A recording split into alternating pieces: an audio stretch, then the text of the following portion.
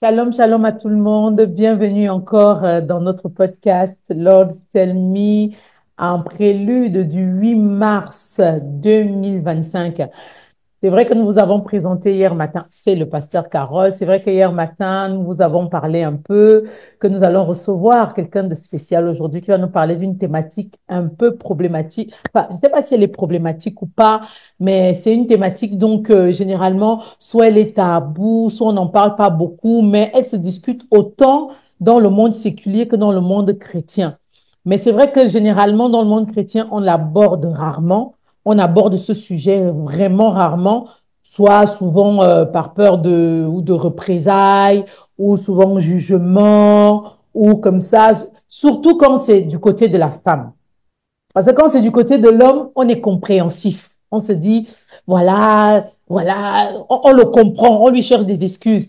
Mais souvent, du côté de la femme, c'est beaucoup plus difficile que ça. Et parce que c'est souvent empreint de beaucoup de jugements, de beaucoup de choses, surtout quand c'est dans un climat souvent pas favorable. Donc aujourd'hui, nous avons voulu vraiment aborder ce sujet du point de vue biblique, avec un regard biblique, avec une approche chrétienne, avec une personne non seulement qui a un manteau d'apôtre, justement, parce qu'elle elle est sur plusieurs églises, enfin plusieurs églises, déjà par son cheminement chrétien, par son cheminement spirituel, parce que ça fait des années et des années et des années qu'elle est quand même dans ce monde-là et elle a évolué sur plusieurs plans, sur plusieurs choses. Et justement, elle a eu à passer par ce moment-là. Donc, c'est venu compléter un peu le tableau. Donc, c'est quelqu'un qui a quand même un background qui est quand même assez spirituel, assez conséquent. Donc, elle a un regard éclairé. Ce n'est pas quelqu'un qui tombe de nulle part. C'est quelqu'un qui a quand même une révélation des Écritures poussée dans le fait qu'elle va en parler, elle va vraiment étayer le sujet et elle va aider à comprendre. Et peut-être des femmes qui seront connectées aujourd'hui, qui sont dans la même situation, vont comprendre qu'il y a des possibilités, il y a des manières et aussi qu'il y a des droits, qu'elles ont aussi des droits. Parce que souvent, l'Église oublie souvent les droits. On met souvent plus en avant le côté spirituel ou parce qu'on est une femme, mais on oublie souvent qu'il y a aussi des droits. Donc, c'est pour ça que nous allons vraiment aborder de cette réalité dont on parle peu, le parcours des veuves des serviteurs de Dieu. Que se passe-t-il après le départ d'un homme de Dieu? Comment l'Église et la société traitent-elles ces femmes? Peuvent-elles continuer le ministère de leur époux, voire, très important, se remarier? Ça, c'est le petit sujet. Peut-elle se remarier? Parce que généralement, on parle des hommes. Généralement, l'homme sans problème, il se remarie, mais combien de femmes sont aussi veuves du ministère? Combien il y en a, mais on n'en parle pas. Donc aujourd'hui, nous avons voulu prendre le risque d'en parler, peut-être se remarier. Et la parole de Dieu nous dit quelque chose de très, très simple. La parole de Dieu nous dit quelque chose de très simple dans 1 Corinthiens chapitre 7 au verset 39. Une femme est liée aussi longtemps que son mari est vivant. Mais si le mari meurt, elle est libre de se marier à qui elle veut, seulement que ce soit dans le Seigneur.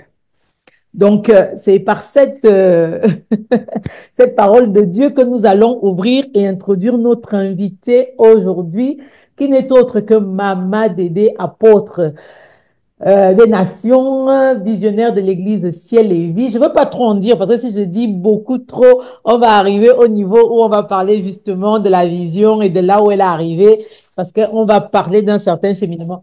Bienvenue, Madame Mama Dédé, bonjour.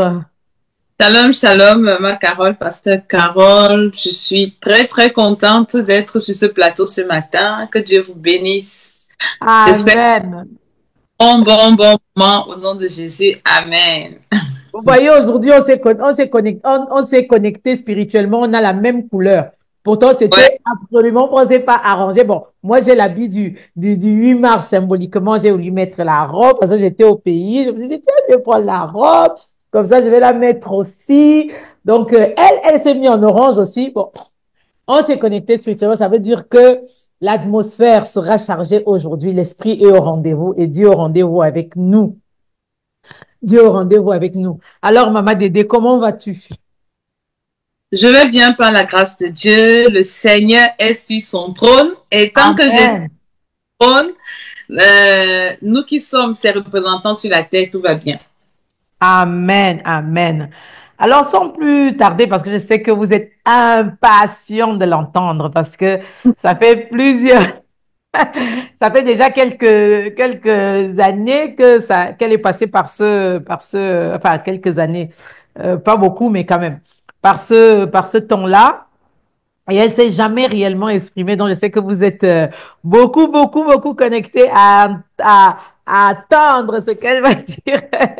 Alors, Maman Dédé, est-ce que tu peux nous partager ton parcours un tout petit peu, ton parcours enfin, avec le Seigneur un tout petit peu? Bon, déjà, mon parcours avec le Seigneur, c'est que je suis née dans une famille chrétienne. Mhm. Mon père, jusqu'à présent, il est adventiste du 7e jour. Donc, nous sommes nés, en fait, papa chrétien, maman chrétien. Et nous avons été conduits dans les pas du Seigneur depuis tout petit. On allait à l'église, on étudiait la Bible. Et moi, particulièrement, à 16 ans, j'ai commencé à prêcher à l'église adventiste. J'ai Hmm. secrétaire d'église, à l'église adventiste. La secrétaire d'église est celle qui est après le pasteur, en fait. Mhm. Donc, j'ai mon cheminement avec le Seigneur depuis toute petite. Parce que j'aime Dieu depuis petite. Et je dis souvent ça à Dieu, que si j'avais une mère biologique qui était comme moi, qui priait comme moi, je serais loin aujourd'hui. Parce que j'aimais prier, sans toutefois connaître le Seigneur, avec ce qu'on m'apprenait à l'église, le sabbat, monté, descendu. Je me retrouvais souvent à genoux dans ma chambre en train de prier, même pendant 2 heures. Et ma génitrice venait me secouer. Elle me disait, tu vas devenir folle, tu vas devenir folle. On ne prie pas comme ça. Vous voyez, depuis 11 ans, 12 ans, 13 ans, Hmm, j'avais hmm, des hmm.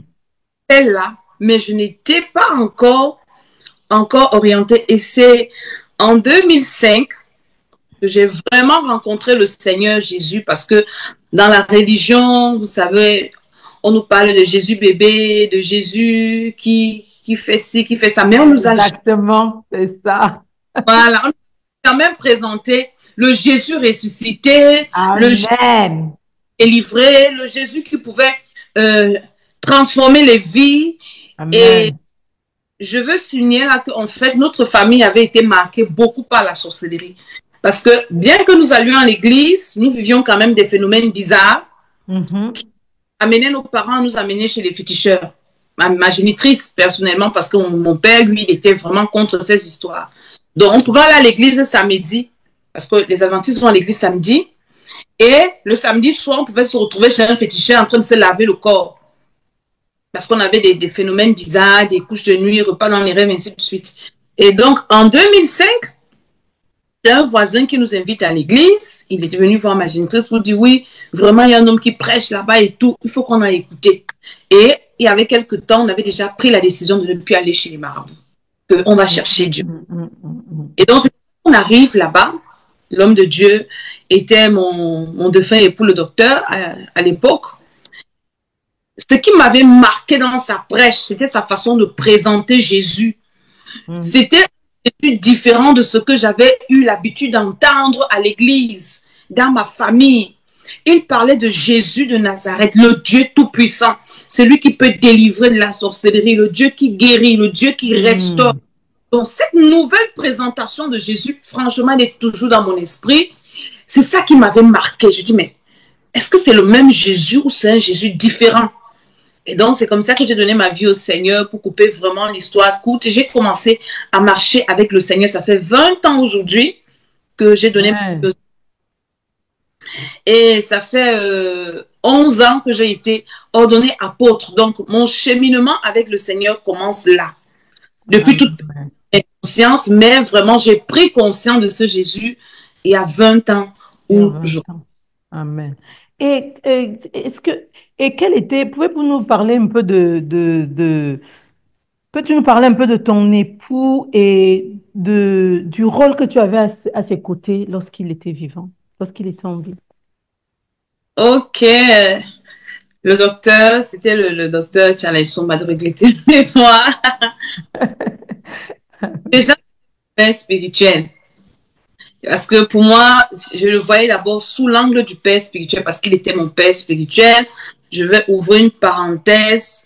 Je l'ai épousé, il était veuf à l'époque.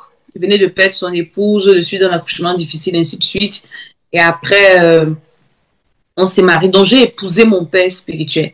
Donc, j'avais déjà cette image de lui. Et après, je suis devenue son épouse. Quel est le rôle que je jouais à côté de lui? Par la grâce de Dieu, j'étais une aide à ses côtés.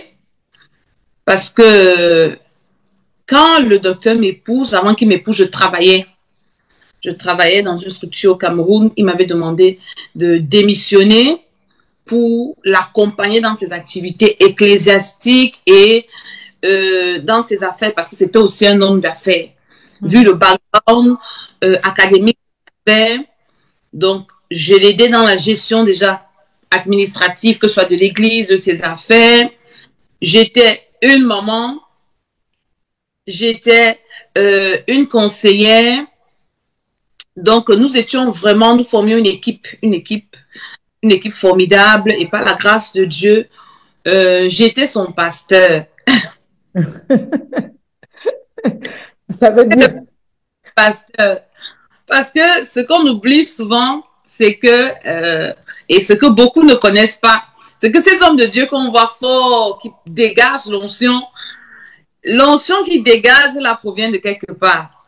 Parce que si à la maison, il n'a pas cette paix, il n'a pas ce réconfort, il ne peut pas dégager une telle onction. Donc, quand il finissait de prêcher, il était fatigué, il n'avait pas la force de prier. C'est moi qui priais pour lui. C'est moi qui lui c'est moi qui m'assais.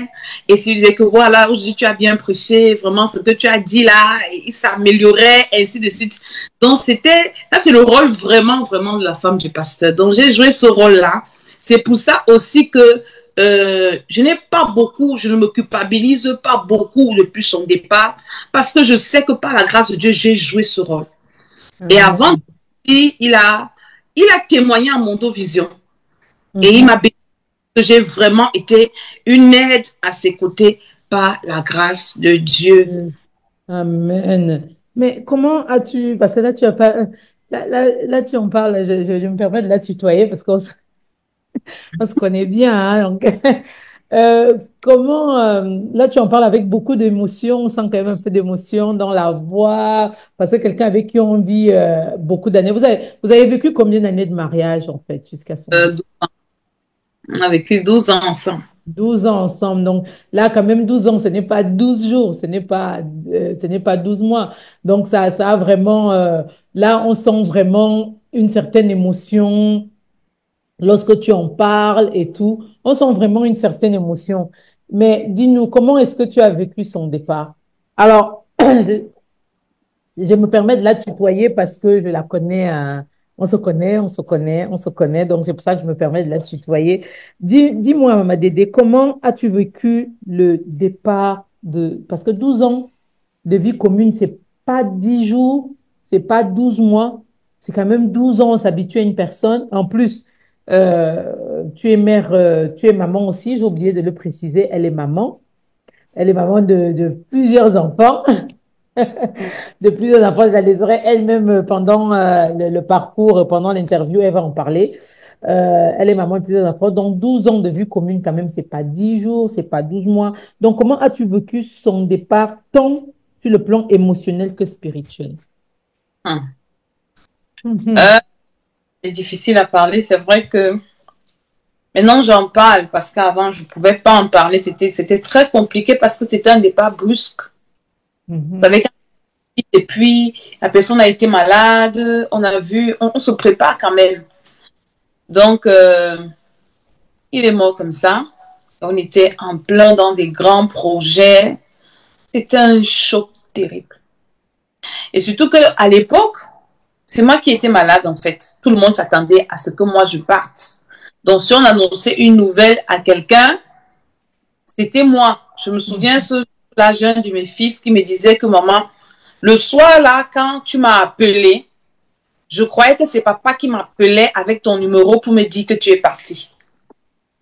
Donc Mhm. c'était rêve. Jusqu'à présent, j'ai pas envie de trop penser parce que pour moi, je veux plus me replonger dans ça. C'était un cauchemar horrible.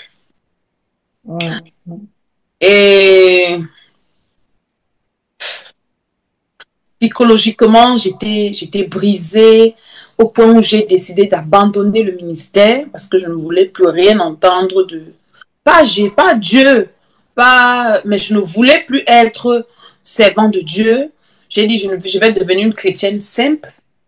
Je vais rentrer dans mes activités, élever mes enfants tranquillement, mais prêcher, j'avais décidé de ne plus prêcher, de tout arrêter en fait. Parce que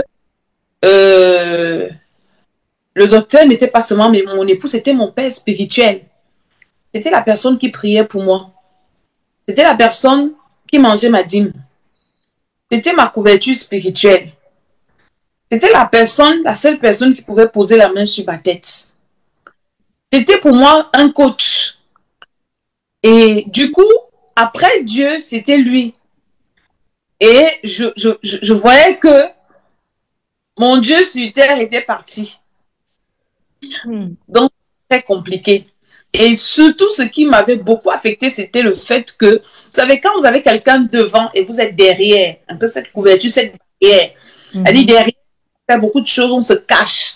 Mais maintenant que le voile, la personne qui vous faisait couverture comme écran quitte, vous maintenant au devant de la scène.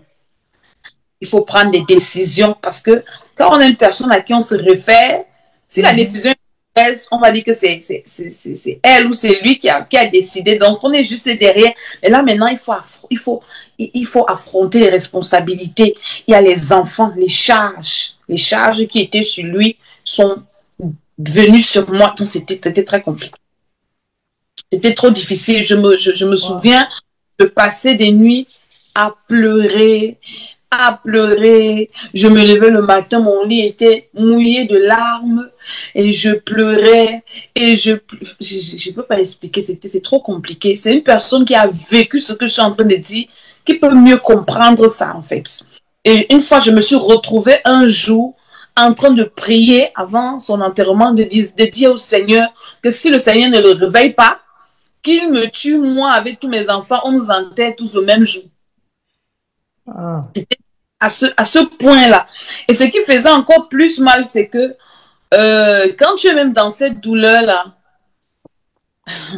au lieu que certaines se taisent, qui ne peuvent pas compatir, ils viennent encore remuer le couteau dans la plaie. Donc son départ vraiment a été très difficile. Surtout que pour moi, c'était quelqu'un qui était immortel. Je ne savais pas qu'il devait mourir un jour, puisqu'il disait toujours qu'on va vivre jusqu'à 120 ans, on va prêcher. Et il avait toujours ces paroles. Donc, pour moi, c'est quelqu'un qui ne pouvait pas mourir, en fait. Je suis désolée, mais je dis ce que moi, je pensais. Donc, c'était comme... C'est normal. C'est pas ce qu'on s'était dit. Tu ne peux pas mourir. Réveille-toi. Donc, aujourd'hui, je dis ça en riant, mais il y a 4 ans, ça faisait pas rire. Ouais, c'est vrai. Il y a 4 ans, ça. C'est vrai que même si on en rit là tout de suite, mais on ressent quand même. Il faut se contenir pour que les larmes ne coulent pas, parce que là, on sent quand même Ouais. la blessure bien profonde de la perte. Bon. C'est vrai que c'est ce qu'on se dit toujours, que c'est pas ce qu'on s'était dit. On ne s'était pas dit qu'on allait se séparer. Donc, mais quelle a été la réaction de l'Église et de votre entourage après le décès? Après le décès, quel était l'entourage? C'est vrai déjà que l'Église, tout le monde était affecté. Hein. Tout le monde était très choqué. Comme je disais, pour nous, il était immortel. Et voir que le lion est tombé et que moi, qui étais à côté, tout le monde s'attendait à ce que ce soit moi, en fait. Il y a qui ont compati, il y a d'autres qui m'ont accusé que j'ai tué. Quand vous voyez comme j'étais à l'époque, je me pose la question, comment est-ce que les gens réfléchissent? Donc, il y a eu vraiment cette scission-là. Il y a eu les vrais visages qui sont sortis des masques. Des gens qui n'ont pas compati et ils n'ont pas montré. En fait, ils ne sont pas cachés qu'ils ne compatissaient pas. Et j'étais la victime, en fait. Je ne devais pas vivre c'est moi qui devais partir et ils ont démontré. Maintenant, il y avait d'autres qui ont compati, que ce soit l'église, que ce soit l'environnement, la famille surtout la famille et certains amis comme toi, par exemple, des gens qui m'ont vraiment, vraiment soutenu, qui m'ont redonné encore l'espoir parce que je savais même plus qu'un jour j'allais rire. Franchement, je t'assure, il y avait des moments, je reste comme ça, j'ai commencé à prier Dieu pour qu'il me fasse rire encore. Qu'est-ce qui allait me faire rire? Pour moi, la vie n'avait plus de sens. Moi, donc, a mis ces personnes autour de moi qui m'ont redonné la joie de vivre, ces personnes qui m'ont encadré, qui m'ont entouré d'amour, qui m'ont fait comprendre. Parce que quand vous arrivez à certaines choses, quand vous vivez certaines choses, à un moment donné, vous oubliez qui vous êtes. C'est-à-dire qu'un jour, j'avais prié, qu'un jour, j'avais prêché, qu'un jour, j'avais fait du bien à quelqu'un. J'avais vu tellement des visages, des personnes qui étaient chez moi, à qui j'avais fait du bien, se retourner. Mais Dieu avait quand même suscité des personnes stratégiques qui se sont tenues pour m'encadrer parce que j'étais vraiment vulnérable pendant cette période-là. Et je continue à bénir Dieu pour ces personnes. Je continue à demander au Seigneur de ne pas les oublier et que ces personnes ne passent jamais par cette épreuve horrible par laquelle je suis passée. Donc, c'est un peu comme ça que j'ai vécu ça, ces deux catégories de personnes. Et le Seigneur a utilisé les uns et les autres. Alléluia. Wow. Amen. Donc, en fait, ensemble, tu as beaucoup ressenti plus un abandon qu'un soutien de la part de l'Église et de la communauté chrétienne. Dans l'Église, je vais parler à l'Église, il y en a qui m'ont abandonné. Mais j'ai des enfants spirituels merveilleux qui se sont tenus et qui se tiennent avec moi jusqu'à aujourd'hui. Et vraiment, ce sont eux qui m'ont fait recommencer le ministère. Parce que pour moi, je n'ai jamais dit ça à mon dos vision. Quand le docteur est mort, mon projet à moi était de fermer l'église. Et j'étais allée voir notre bailleur de l'époque devant le sous-préfet de Yaoundé 4 de l'époque pour dire au monsieur que, écoutez, parce qu'avec elle, on avait des litiges et il voulait fermer l'église. Quand il a appris que le docteur est mort, il voulait vraiment nous mettre dehors. Il avait dit que son corps ne va pas entrer dans cette église, il va nous humilier. Et je suis allée voir le sous-préfet et j'ai dit au monsieur là devant le sous-préfet que dès que j'enterre le docteur dimanche, je ferme l'église, je te remets ta maison. C'était ça mon projet. Parce que pour moi, les brebis là, aller dans les églises, il y a plein d'églises à Yaoundé, aller là-bas. Moi, je suis plus pasteur. Et je ferme ça. La personne qui nous a rassemblés ici est partie. Et donc, j'ai donc des enfants spirituels qui se sont levés, les grands-fils, qui m'ont dit non, maman Dédé, ne fais pas ça. J'étais catégorique et je voulais vraiment le faire. Donc, ils m'ont convaincu de ne pas le faire et donc j'ai laissé l'église continuer. Mais j'ai mis à la tête un fils aîné. La pauvre Norbert, j'ai dit, bon, pendant que moi, je vais me ressourcer et je vais un peu me reposer, le temps de me retrouver parce que je ne sais même pas ce qui m'arrive et je n'étais pas en santé. Reste un peu dirigé. Et donc, c'est pendant qu'il dirigeait qu'il y a eu ce qui s'est passé. Il y en a qui ont détourné l'église, ainsi de suite. Et moi, j'étais contente même quand les enfants l'ont fait ça. Franchement, à l'époque, là, j'étais à Dubaï. Quand ils ont amené les braqueurs pour venir taper les pasteurs à l'église, pour récupérer. En fait, ils ont fait le coup d'État. Elle est où, ainsi de suite. Parce qu'en fait, pour eux, je devais mourir. Pourquoi je vis? Et alors, ils ont décidé que je ne vais plus parler à l'église. Ils m'ont coupé de tout. Mais il y a une partie d'enfants. C'est vraiment à cause de ceux-là que j'ai continué le ministère, qui se sont levés, qui ont dit non. Papa a dit que s'il n'est pas là, c'est Maman Dédé qui va continuer. Nous, on ne peut pas vous suivre parce qu'on ne vous connaît pas. C'est Maman Dédé qui est notre mère. Et ceux-là se sont détachés. Je n'étais pas là. Ils se sont détachés.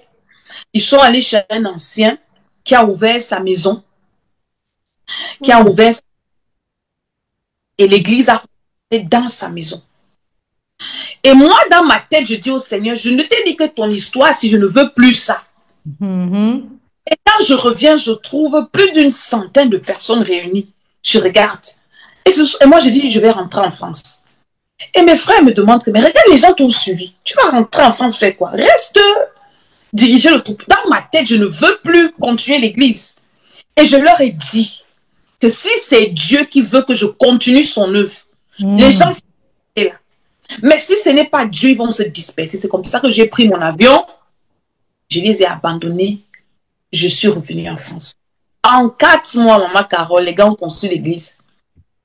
Amen.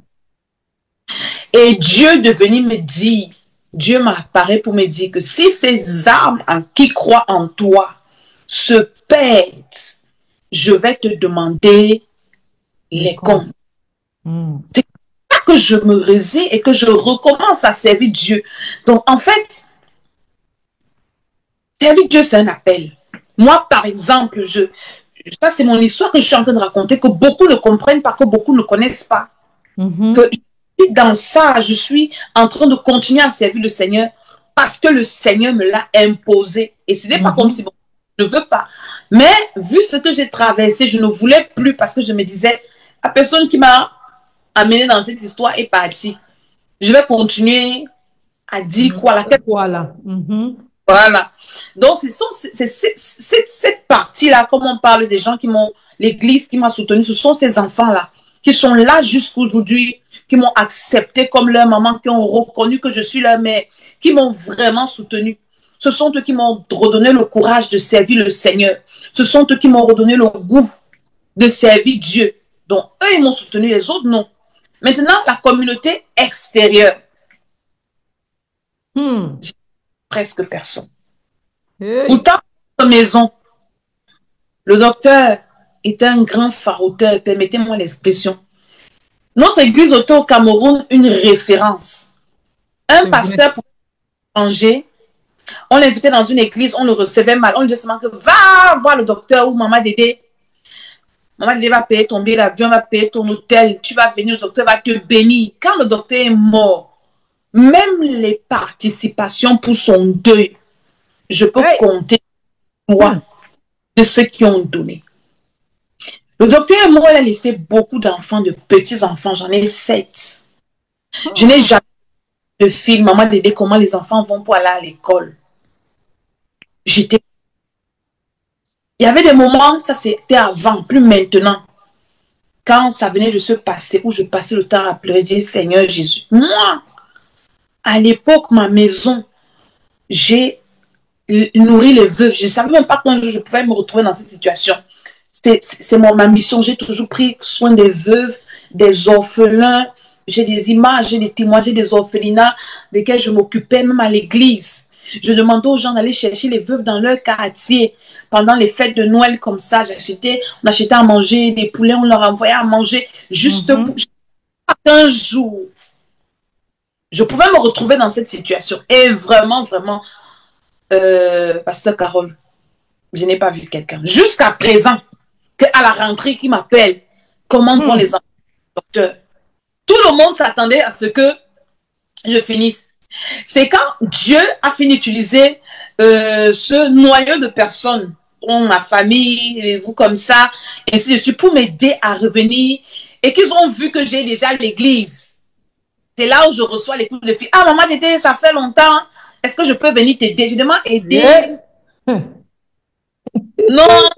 je peux venir. En fait, je dis ça pour relever à quel point les gens sont méchants. Un jour, j'ai dit à un homme de Dieu que vous êtes méchant.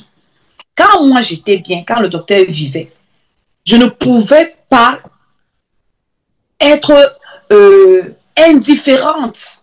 Beaucoup d'églises au Cameroun, à leur création, moi, j'ai sémé pour que cette église soit établie. J'ai fait du bien à beaucoup de pasteurs, de femmes de pasteurs. Mais quand c'est moi, j'ai la veuve de notre père spirituel, cette maman-là, jusqu'à présent, comme je peux, je la soutiens. Elle a les grands enfants, mais ce n'est pas ça mon problème. Je me suis dit, autant qu'elle est veuve, Seigneur, tu vas me donner la force. Si je mange un bout de pain et que je peux couper, je lui envoie. Mais je n'ai vu personne élevé pour dire que oui, le docteur a laissé une femme avec des petits-enfants. Est-ce on peut voir comment. Je n'ai pas vu ça. Eh, Pourtant, en 2020, pasteur Carole, quand le Covid a tué beaucoup de pasteurs, moi j'étais en France, j'envoyais les gens rassembler, voir les femmes de ces pasteurs dont les pasteurs étaient morts là. J'envoyais le soutien pour envoyer les enfants à l'école. eh, C'est pas parce que j'avais beaucoup, mais j'avais cette compassion-là. Mais à mon niveau, je n'ai pas vu de réaction. tiens, Et je bénis le Seigneur parce que Dieu a pris et continue à prendre soin de moi et de mes enfants. aïe. Ça, vraiment, c'est ce que je peux dire pour montrer à quel point l'être humain, il y a des situations comme la mort pour révéler la vraie nature des êtres humains. Quand tu es béni, quand tu es en haut, tu auras beaucoup de personnes qui vont faire semblant de t'aimer. C'est ce que j'ai vécu. Mais Mhm. comme de Dieu est parti, j'ai vu les vraies personnes qui m'aimaient, qui étaient avec moi, qui n'étaient pas avec moi parce que j'étais l'épouse du docteur, ou bien parce que le docteur était là, qui étaient vraiment là pour moi. Et je continue à bénir le Seigneur pour la vie de ces personnes-là. Amen. Amen. Wow, c'est... Moi, nous, on pensait que c'était des choses qui se passaient dans le monde, comme on entend dans le monde séculier, où quand une femme perd son mari, entre la famille qui te maltraite, nous, on pensait que c'était dans le monde. Dans là, maintenant, quand on entend qu'à l'église, c'est pire que dans le monde, on se demande où sont les principes et les bases de la vie chrétienne. Parce que normalement, si nous tous en tant que serviteurs, c'est un principe de base de venir au secours de la veuve et de l'orphelin. Donc, nous, on sait que dans le monde, les gens ne sont pas enseignés, mais quand on voit que dans l'Église même, où on est censé être protégé en tant que femme, en tant que veuve, en tant qu'orphelin, on se retrouve en train d'être maltraité par l'Église même. Waouh, waouh, waouh, waouh, waouh.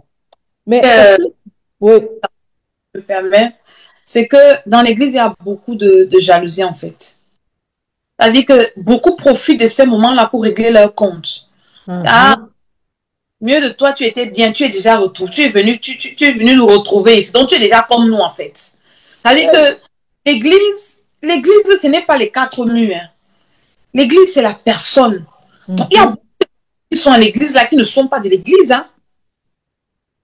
Hey. L'église, c'est il y a des personnes qui attendent que ces moments-là pour régler leur compte. Mhm. Même pas, peut-être même à l'extérieur, on peut encore compatir, mais à l'église, c'est autre chose. Hein. Mhm. C'est beaucoup de jalousie, c'est beaucoup de méchanceté, c'est beaucoup de... Franchement, j'ai vu ce que je n'ai jamais vu dans ma vie. Et j'ai compris ce que c'est que l'être humain. Mhm. J'ai des personnes qui ont mangé chez moi, que j'ai élevées. J'ai des personnes que je faisais même opérer qui étaient malades. Quand je voyais ces personnes se lever, une fois on a eu une réunion, il y a une là, je l'ai confrontée. Elle dit, maman, dis-toi, tu ne m'as jamais rien fait de mal, tu m'as toujours aidé, tu m'as toujours béni, mais tu me combats pourquoi? Ok. Donc, Ah. c'est un problème de jalousie en fait. Tu étais dans une place qu'on a tous convoité et aujourd'hui tu n'es plus là, tu es venu nous retrouver ici. En fait, c'était ça. Mhm. Est-ce que c'était une question d'héritage spirituel, séculier ou financier, vraiment au-delà de cette convoitise? Est-ce que c'était une question d'héritage? En fait, est-ce qu'ils pensaient qu'il y avait un héritage financier caché? Peut-être c'est ce qu'il se disait.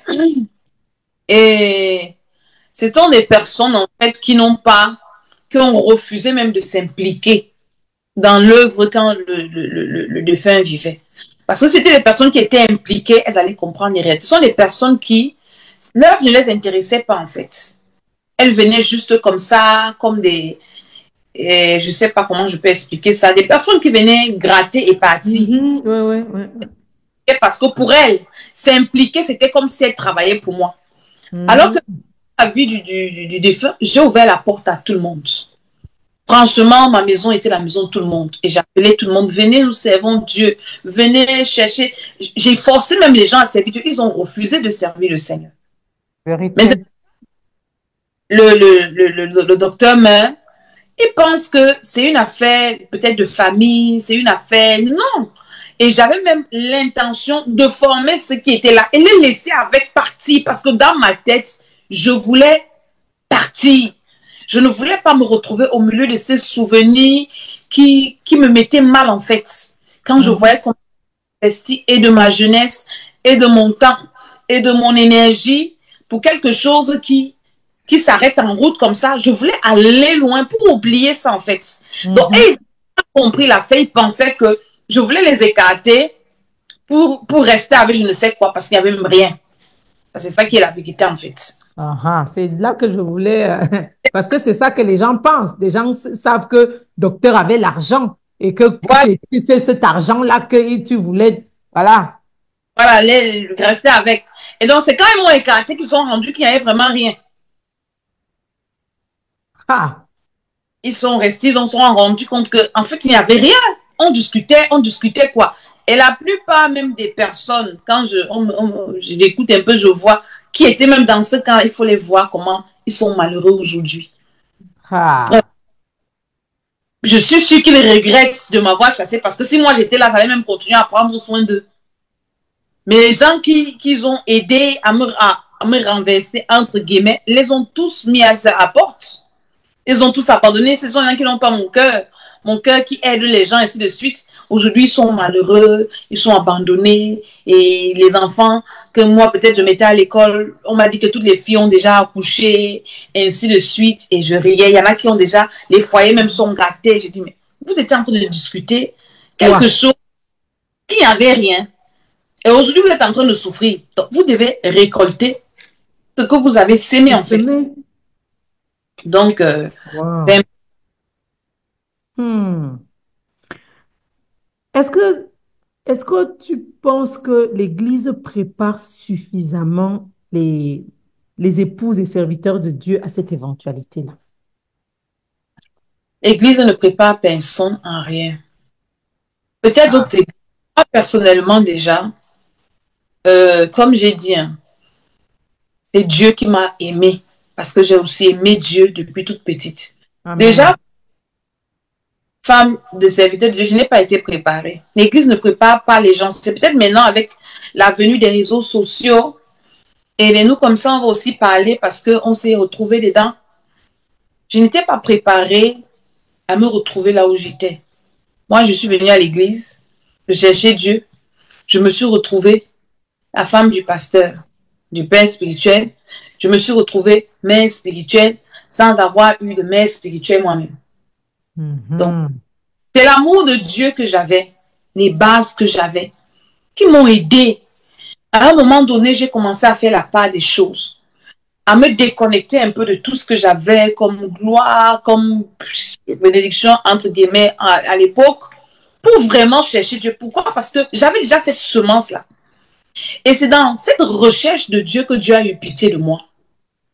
Que Dieu m'a forgé un chemin. Et Dieu m'a préparé d'une manière ou d'une autre. Parce que je me dis que c'est Dieu. Parce que je ne peux pas dire comment je fais ou bien comment j'ai fait pour m'en sortir. Parfois, je m'assois quand j'adore le Seigneur. Je vois là où le Seigneur m'a pris. Je ne vois que sa miséricorde et sa grâce. Je ne Amen. vois personne ne m'a préparé, personne ne m'a dit qu'un jour, je pouvais me retrouver comme ça. Comme ça. Moi, ce n'était jamais venu dans ma tête. Mais dans ma marche avec le Seigneur, dans mes moments de prière, j'avais souvent comme des alertes. Mais quelqu'un venait me dire, prépare-toi, il va partir. Il va partir. Et je disais, qui va partir? Et franchement, je ne comprenais pas. Un peu comme le petit Samuel qui écoutait la voix de Dieu dans le temple et qui ne comprenait pas. Et quand j'avais compris, je voyais un peu la différence d'âge que j'avais avec mon mari, mais pour moi, il ne pouvait pas partir comme ça. J'ai dit au Seigneur, ok, prépare-moi, Seigneur. Seigneur, prépare-moi. Et le Seigneur vraiment m'a tracé un chemin. Il a commencé à me préparer. J'ai commencé à me séparer de certaines choses, à rechercher plus le Seigneur, à aimer Dieu, à prier beaucoup plus. Au point où même avec le docteur, parfois j'avais des problèmes. Il me dit, mais tu pries trop. Hein? C'est comme si ma couverture ne te couvrait pas. Je dis, non, ta couverture me couvre. Mais il faut que moi-même je cherche Dieu. Pour Dieu. moi, j'avais ce besoin-là en moi de chercher Dieu. C'est comme si Dieu savait que tu vas vivre sans ce monsieur, il va partir. Et donc, c'est comme ça que je me préparais moi-même. Mhm. Et je priais toujours pour qu'il ne meure pas. Je faisais des sacrifices, j'avais des équipes de prière qui priaient. Je priais pour le docteur plus que pour moi-même. Il devait vivre. Il devait être, il devait, puisque c'était, il devait être là. Et l'année où il est parti, Dieu m'a parlé, mais je n'ai pas compris. Le 7 janvier 2021, parce qu'il part en 2021, je fais un rêve comme quoi nous sommes dans une voiture. Il charge la voiture jusqu'à ce qu'on ne voit même pas la vitre arrière. C'est tellement chargé. Il démarre. Après, paf, il sort, il s'en va. Je reste dans la voiture toute seule. La voiture va faire l'accident. Il y a des dégâts.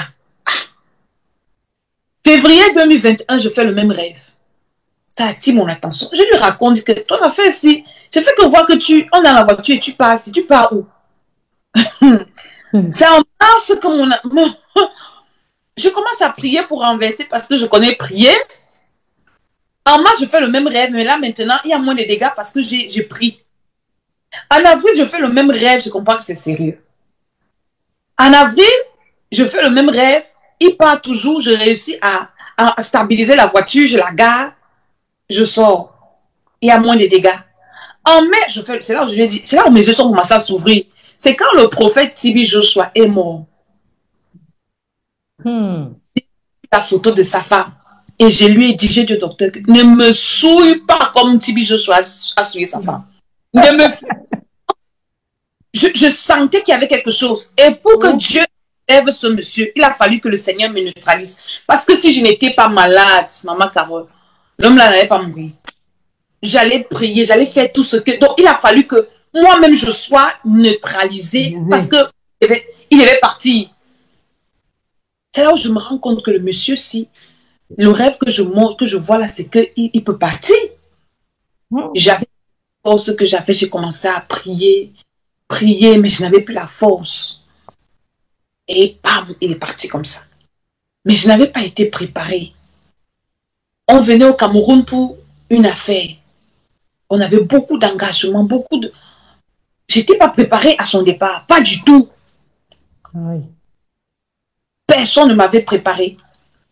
Seulement les petits réflexes que j'avais avant, mais ça ne m'a pas permis de me préparer en fait. Donc, les femmes de Dieu, même pas seulement les femmes de Dieu, toute personne, je disais ça à une de mes filles l'autre jour, elle était fiancée à un monsieur, c'est une parenthèse, le gars l'a abandonnée. Elle pleure, elle dit que tu ne sais pas que tu peux te marier et le mari meurt. Tu vas faire comment? C'est ça. On doit intégrer ça dans notre vie, que la mort finit. Quelqu'un ne peut pas seulement t'abandonner, la personne peut mourir. Comment tu fais? Donc, l'Église ne prépare pas les gens à ça parce qu'on se dit que c'est un sujet tabou, c'est des mauvaises prophéties. Non. On doit se préparer à ce que du jour au lendemain, on peut quitter la terre. On peut perdre un être cher. C'est la vie. Tant que ça ne t'est pas encore arrivé ou ce n'est pas encore arrivé à quelqu'un de proche à côté de toi, tu ne peux pas savoir que ça existe. Moi, je ne pouvais pas imaginer. Et maintenant, dans ça, me voici pas préparé, avec les enfants spirituels entre les mains, les enfants biologiques entre les mains. Lui-même, il n'a rien arrangé avant de partir. Je suis au milieu ici. Franchement, mon message, c'est que peut-être beaucoup de personnes, que ce soit de femmes, que ce soit à l'église, ou que ce soit même pas seulement à l'église, dans les familles, nous devons nous préparer. Et la meilleure préparation, c'est Dieu qui nous aide. Amen. Nous aidons. La meilleure préparation, c'est d'abord d'aimer Dieu. Parce que quand tu aimes Dieu, toute chose concourt à ton bien. Amen. Et préparer, je ne pense pas. Il n'y a pas de préparation. Moi, j'en ai pas eu. Amen. Amen. C'est vrai que là, ça, c'est un rire nerveux, hein. C'est vrai qu'on ne se prépare jamais à la perte, d'un proche, d'une personne proche comme ça. Et c'est vrai que l'Église en fait vraiment, c'est vrai que l'Église en fait un sujet tabou où on se dit c'est des mauvaises prophéties et tout de suite on dit au nom de Jésus, je révoque ça, je révoque, je révoque. Pourtant, on doit... Ah. Mais selon toi, tu penses que l'Église devrait donner quelle place à la veuve après le départ du serviteur? Moi, je pense que je vais renverser un peu la question. Mhm, La veuve mhm, doit d'abord choisir sa place, doit se positionner mhm, mhm, avant le départ parce que l'Église ne va donner aucune place. C'est l'Église primitive vont s'occuper des veuves. Aujourd'hui, là, qui, de la fin des temps-ci, la veuve, la future veuve doit choisir sa place. mhm. Et ce n'est que Dieu qui va donner la place à quelqu'un. Parce que ne comptez pas sur les gens. Quand tu perds, par exemple, un mari, ou bien un être cher, le deuil trompe trop. Les gens vont venir compatir, ils vont venir t'assister. Dès que l'enterrement finit, tout le monde rentre chez lui, tout le monde s'occupe. Everyone mind his business. Mhm, On s'occupe de ses problèmes. Chacun s'occupe de sa vie. C'est de ça qu'il s'agit. mhm. Ce sont des vrais gens. C'est pour ça que du vivant de l'homme de Dieu, comme nous sommes dans le cadre de l'homme de Dieu, je veux parler aux servants de Dieu. Moi, l'une des choses qui m'a sauvée, c'est d'abord mon amour pour Dieu. Et mon amour aussi pour les gens. Parce que malgré toutes ces personnes-ci qui sont autour là, à qui tu as fait du bien, même si elles sont sorcières, Dieu va toucher le cœur d'une personne qui va se souvenir que maman Dédé m'a fait du bien un jour. Je ne peux pas la laisser comme ça. Mais si toi, du vivant de l'homme, et que tu avais ce pouvoir, cette position, tu as passé le temps à écraser les gens, à jouer la grande madame, je ne sais pas, tu as choisi une position là, on va te Mhm. la vivre quand l'homme de Dieu ne sera pas là. Si tu as été bonne et on te rende le mal, il y a un Dieu qui est dans les cieux qui est juste, qui ne va pas permettre que ce mal t'arrive. Mais si ce qu'on te rend là est à raison, tu vas lire Mhm. donne une place. Jamais de la vie. Il n'y aura pas quelqu'un qui va donner une place. N'attendez pas. Dieu va toucher les gens selon toi, Mhm. selon avec Dieu, selon ta marche avec Dieu, selon tes souvenirs. Comme je dis souvent, je rappelle au Seigneur que Seigneur, souviens-toi que moi, j'ai mis la joie dans le cœur des veuves. Tu ne peux pas m'abandonner. Mais si toi, du vivant du mari, quand tu étais bien, tu n'as jamais pensé à une veuve. Tu n'as jamais pensé à un orphelin. Tu veux que l'Église te donne quelle place?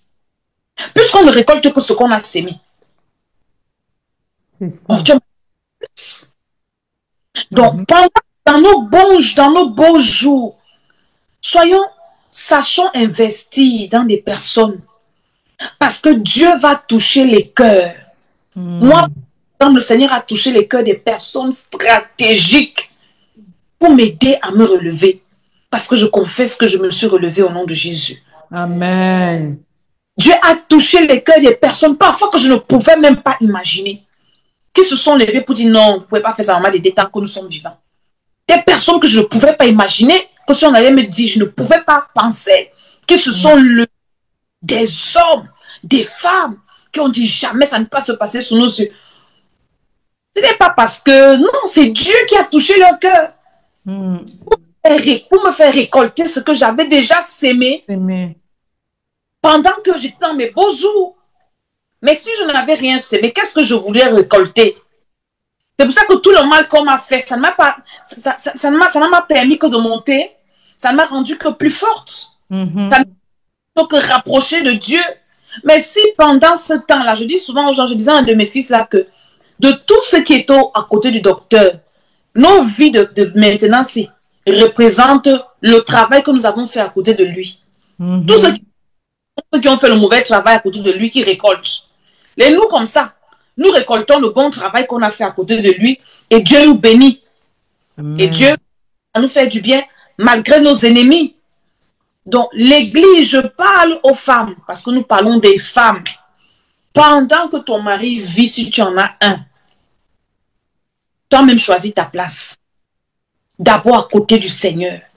Maintenant, fais du bien aux gens, autant que tu peux.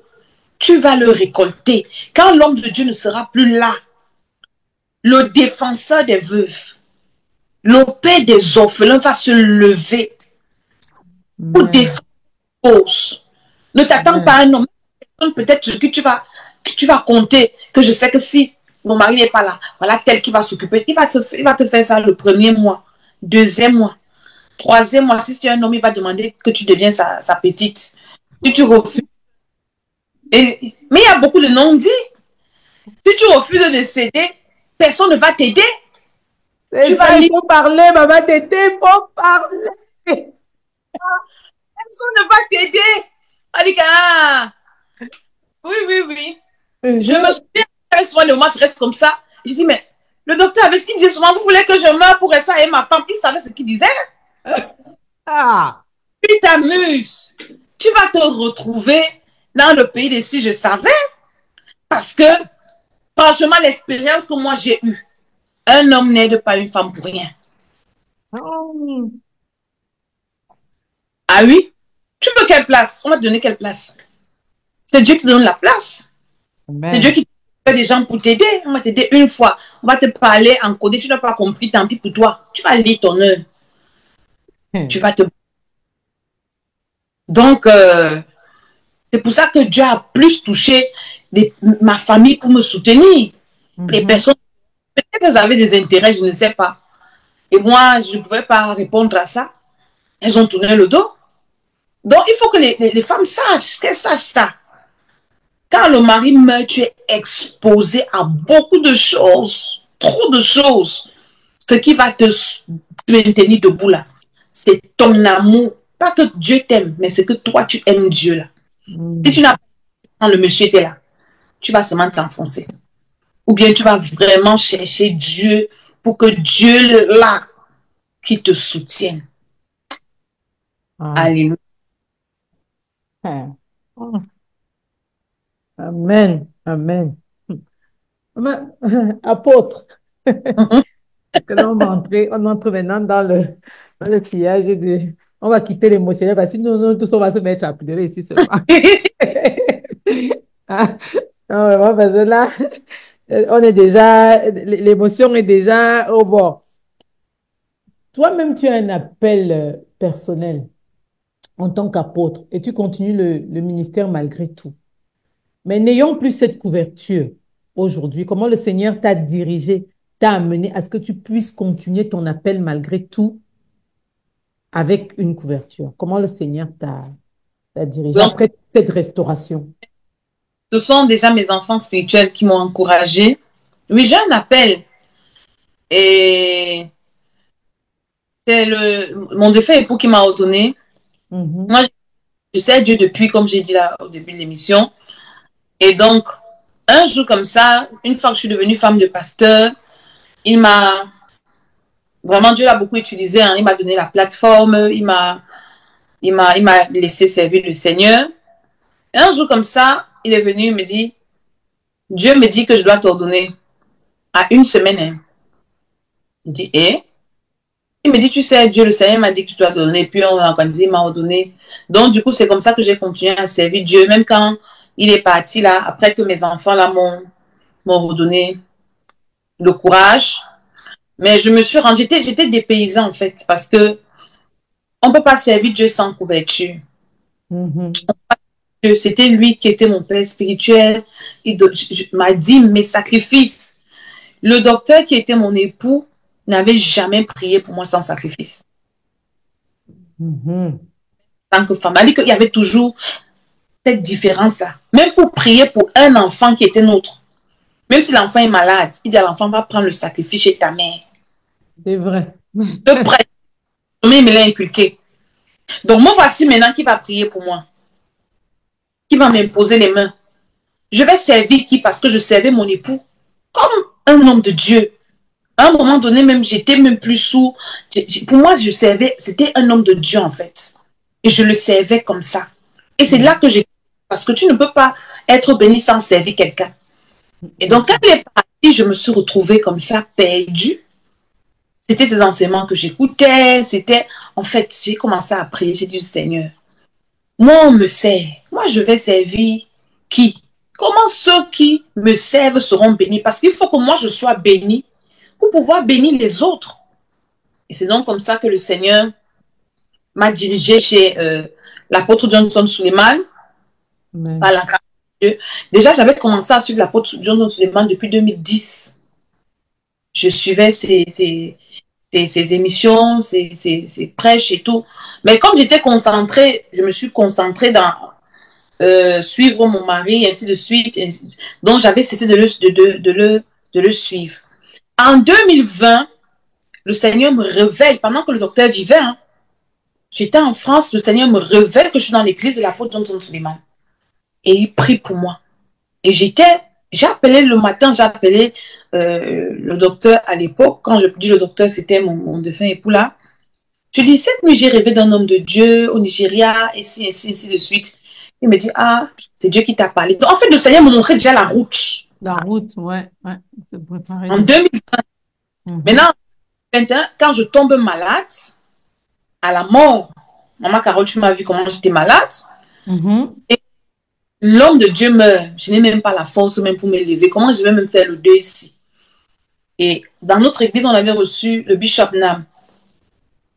Il était là, il faisait le séminaire. Parce que comme j'étais malade, le docteur même aussi était fatigué. Il a appelé parce que quand il était fatigué, c'est moi qui prêchais. Donc, j'étais une aide vraiment dans ce sens, dans le ministère. Et moi-même, j'étais malade. Lui aussi, il était déjà, tout le poids était sur lui.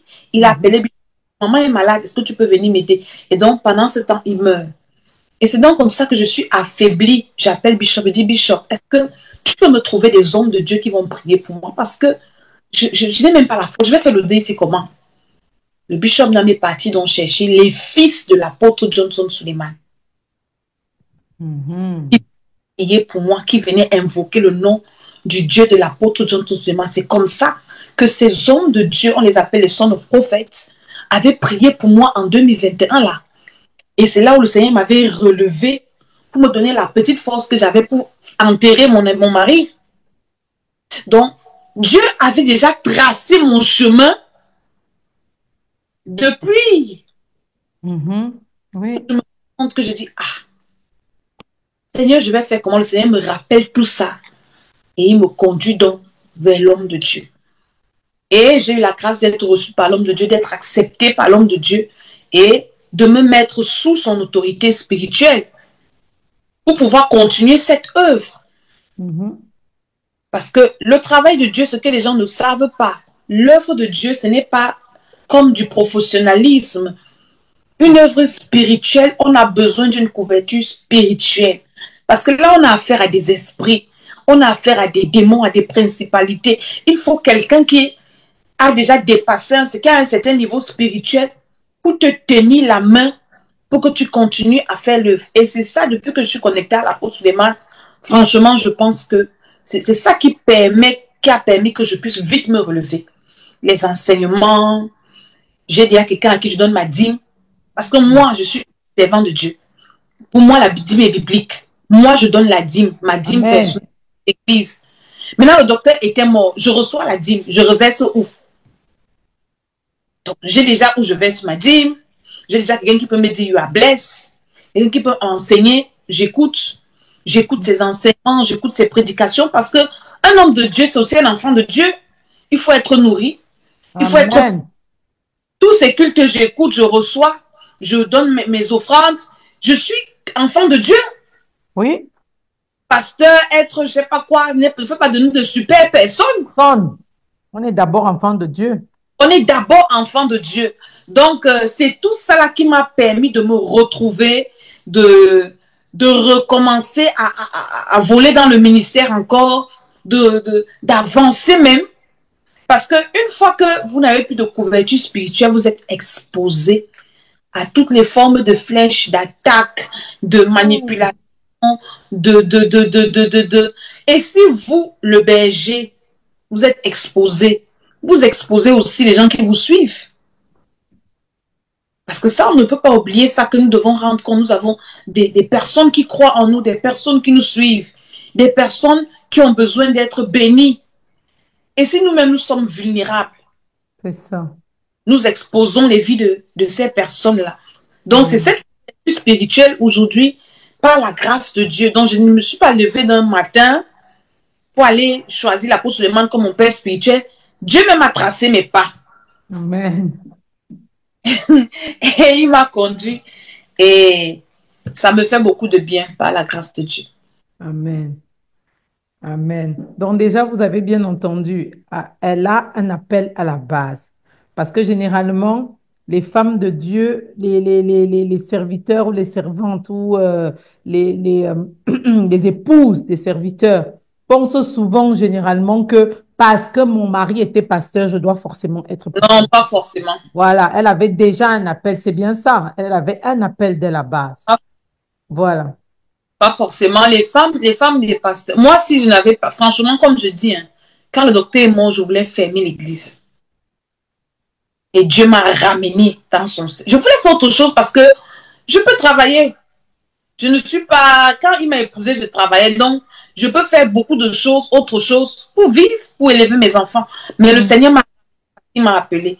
Maintenant, si vous êtes une femme de Dieu, une femme de pasteur, qui n'a pas l'appel de Dieu, ne restez pas les bras croisés. Faites quelque chose. Mais Amen. soyez des bonnes chrétiennes, Mhm. impliquées de Dieu.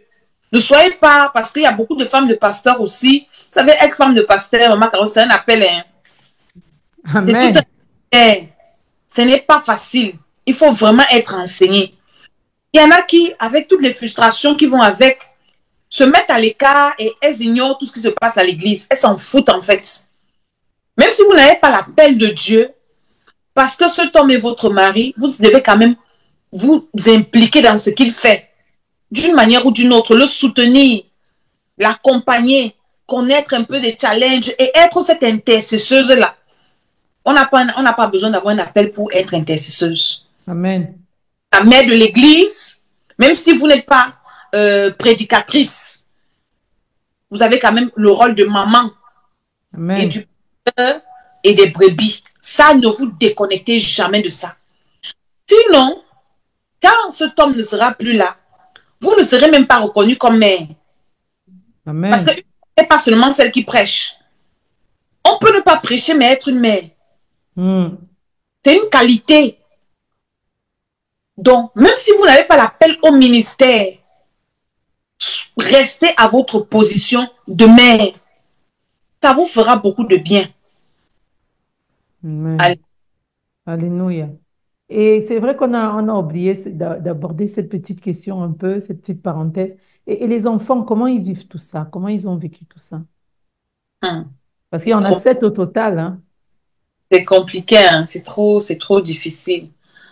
Euh, Quand ils sont petits, c'est trop compliqué. C'est trop Ouais. difficile. Peut-être il y a des choses que je n'ai pas envie de dire, surtout pour les plus petits. Mhm. Pas pourquoi leur papa n'est pas là, pourquoi il est parti au ciel. J'ai ma petite qui me faisait souvent des crises quand elle était plus petite, là maintenant elle est quand même grande et comprend.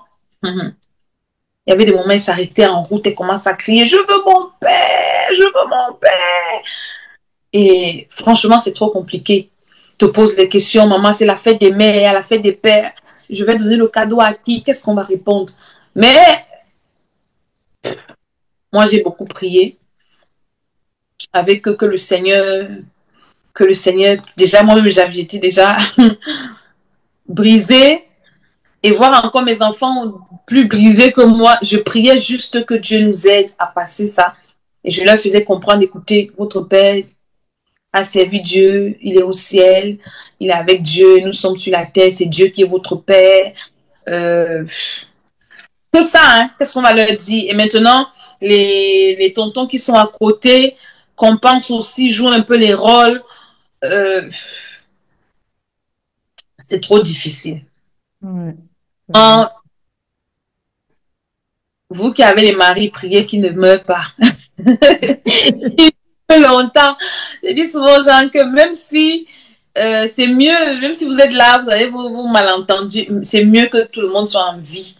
Parce que élever les enfants seuls, je ne dis pas ceux qui ont fait les enfants qui n'ont pas de père. Peut-être, je ne suis pas en train d'insulter ou de catégoriser quelqu'un. Peut-être les enfants qui n'ont pas habitué à voir leur père, c'est autre chose. Mais les enfants qui sont nés, qui ont vu leur papa, et tout d'un coup, il n'est plus là, on ne leur a pas dit que le papa était malade, ainsi de suite. Je me souviens quand je devais faire les obsèques de mon mari, mon cœur faisait, c'est comme si mon cœur allait s'arrêter. Je suis allée voir un cardiologue et il m'a fait pour les trucs radiogrammes. Il m'a dit, madame, votre cœur n'a rien. Qu'est-ce que vous avez? Je dis, je viens de perdre mon mari et je n'ai pas voulu lui dire qui c'était.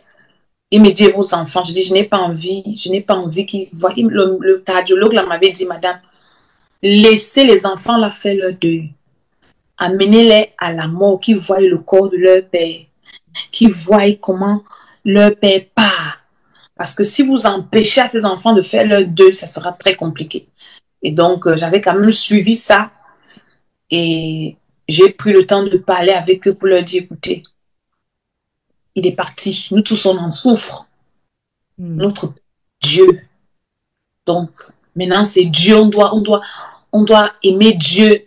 Et ma petite qui me dit, mais maman, tu ne vois pas Dieu. Je dis, oui, Dieu est dans ton cœur. Quand tu fermes tes yeux, tu le vois, tu le sens. Qu'est-ce qu'on va dire à ces enfants? On est obligé que de leur dire ça. Et maintenant, de prier pour que le Seigneur lui-même comble ce vide-là. C'est trop compliqué. Si déjà, même pour les grandes personnes, c'est difficile. Pour les petits enfants qui voient leurs camarades euh, avec les pères qui les accompagnent à l'école. Mais eux, ce ne sont que leurs mamans. J'ai ma petite un jour qui m'a dit ici l'autre jour, maman, j'en ai marre. J'ai besoin d'un papa. J'ai dit, mais c'est Dieu qui donne les papas, c'est pas moi qui ai tué ton père. Ton père, il est parti. Demande à Dieu. C'est compliqué. Et un jour, ça c'est pour rire, nous sommes allés au centre commercial. Je ne sais pas s'il faut couper ça, il faut mettre ça, je ne sais pas. Et C'est vrai, puis,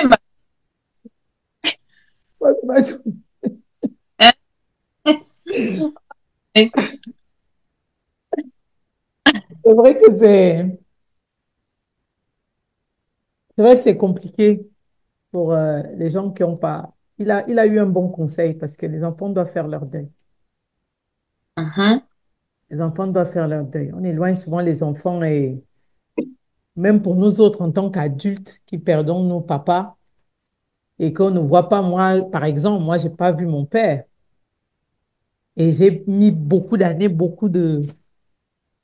pendant longtemps, j'ai pas fait le deuil. C'était très difficile parce que j'ai pas vu, je l'ai pas vu mort. La dernière fois que je l'ai vu, c'était vivant et je l'ai pas revu. voilà.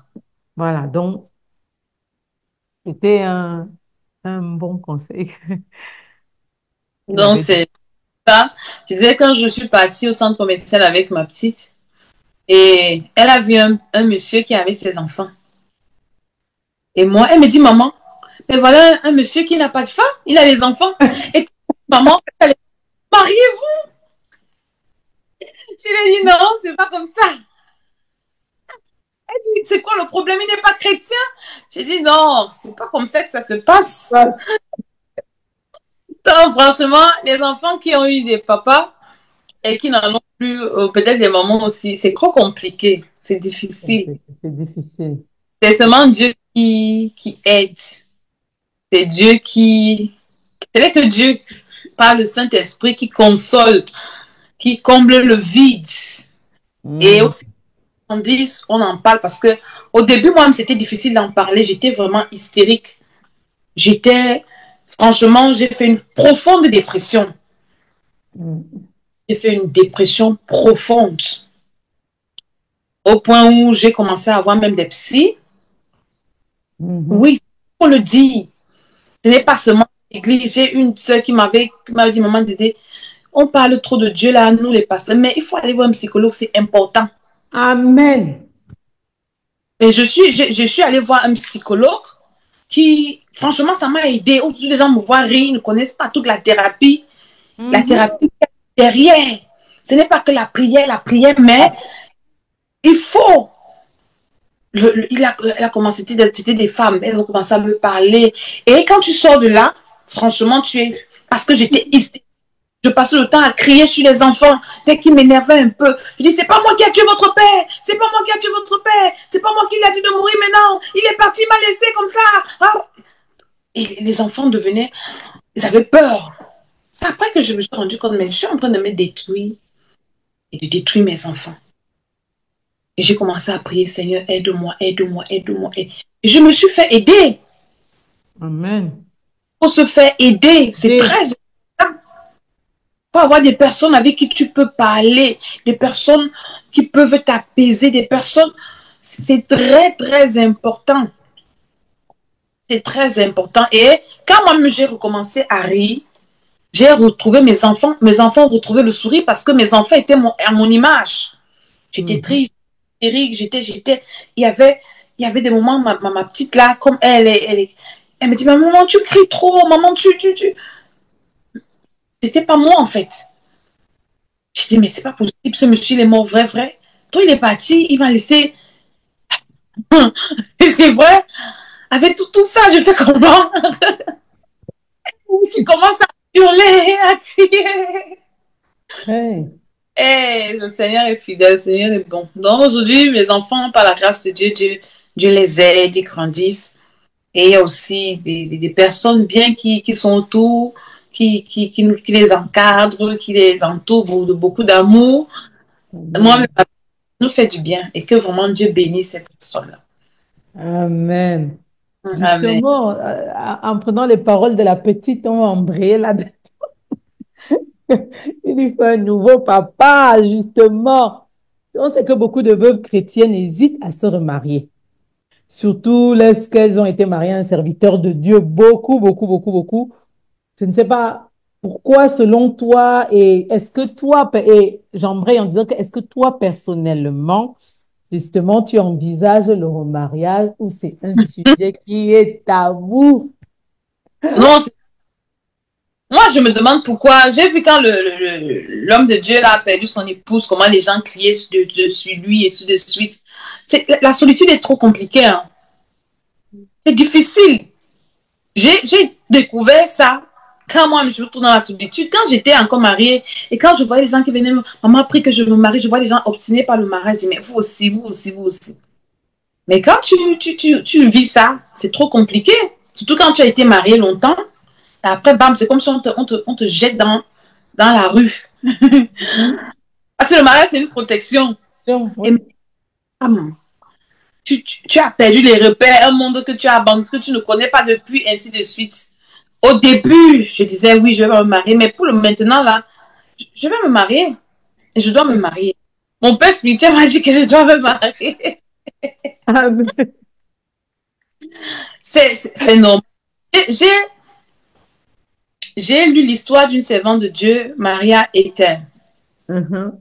qui a Oui. perdu son mari, mais après elle s'est mariée. Et l'homme qu'elle a épousé a été d'une aide très importante pour, euh, pour son ministère. Maintenant, je reviens sur la question pourquoi les femmes hésitent. C'est compliqué quand on a déjà des enfants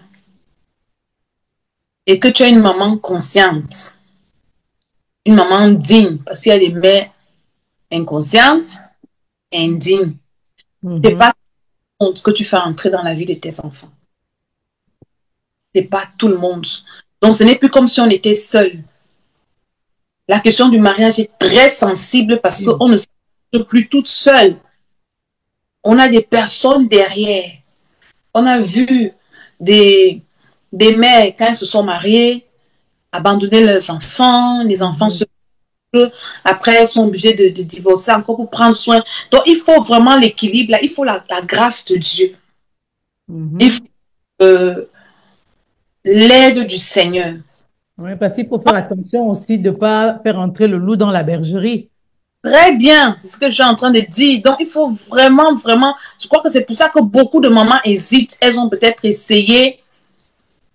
Et maintenant, tu as des enfants. Nous sommes des servants de Dieu. Nous prêchons. Tu vas enseigner une histoire. En fait, tes enfants, tu es leur modèle. Moi, je suis un modèle pour non seulement mes enfants biologiques, mes enfants spirituels. Et j'ai beaucoup de filles. Elles me regardent. Je suis leur exemple. Je n'ai pas le droit à l'erreur. Il ne faut pas que je viens faire entrer quelqu'un qui va détruire leur vie ou bien qui va venir détruire ma vie pour les affecter, puisque c'est non plus que moi, je suis le seul parent. Donc, je pense que beaucoup de femmes qui ont perdu leur mari, que ce soit les femmes qui ont perdu les pasteurs ou pas, elles regardent sur ça. Mais pour ce qui est de la société, que la société nous excuse. Parce que quand nous souffrons pour élever nos enfants seuls, il n'y a pas de gens qui sont là. Il y a beaucoup de gens qui viennent seulement pour critiquer, pour jeter les pierres. Est-ce que vous savez ce qu'une veuve peut vivre? Moi, je peux parler haut et fort parce que j'ai eu la grâce de Dieu. Tu te retrouves abandonné avec une charge. Il y en a, si ce n'est pas Dieu qui se retrouve en train de faire n'importe quoi. Elles sont de cette nature, mais parce qu'elles n'ont pas de choix. Et ces personnes sont en train de jeter les pierres, ne viennent pas t'aider. Ne savent pas comment tes enfants vont à l'école, comment ils vivent, ainsi de suite. Mais elles attendent seulement que tu fasses la moindre erreur pour déclarer que tu es ci, tu es ça, mais qui nous colle un peu la paix. Pour ça, je dirais que vraiment, si je peux parler à des femmes qui ont perdu leur mari, de ne pas écouter ces conneries-là. De ne vraiment pas écouter ça. Ce n'est pas aussi un feu vert pour faire n'importe quoi. C'est la grâce qui nous soutient, mais on s'en fout de ces critiques-là. C'est très mal placé. C'est très mal. Une femme qui a perdu son mari, surtout jeune, doit se remarier. Moi, je dois me remarier. Hein, maman Carole? Tu dois te remarier. C'est même moi la dame d'honneur. Voilà. Donc, pour moi, ce n'est pas une obsession, en fait. Je suis aidée, je veux à tout prix. Non. Non. Je prends mon temps. Quand Dieu va m'envoyer la bonne personne, je ne vais pas venir annoncer sur Facebook. Mais vous allez seulement... On va voir l'alliance pendant que tu es en train de prêcher. Voilà. On va voir quelque chose qui brille. On va voir l'alliance. C'était même le docteur lui-même, c'est qui s'est marié même un an avant. Hein. C'est ça que j'allais embrayer. Que quand c'est les hommes... On dit oui, l'homme doit se marier. Même la femme. Donc, pour moi, ce n'est pas un tabou. Pour ceux qui disaient que Maman Dédé a fait quoi, Maman Dédé va se marier quand le temps de Dieu viendra. Alléluia. Amen. Le Seigneur va m'envoyer quelqu'un qui va préparer lui-même. Amen, amen. Amen, amen.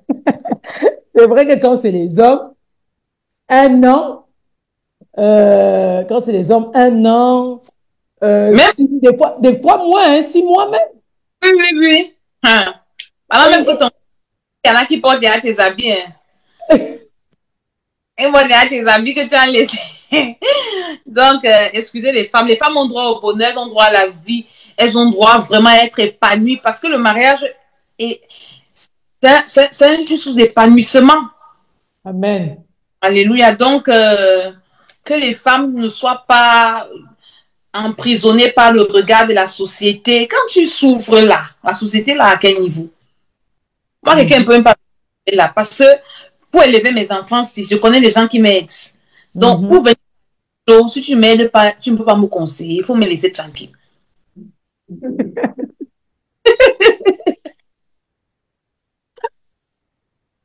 C'est ça, en fait.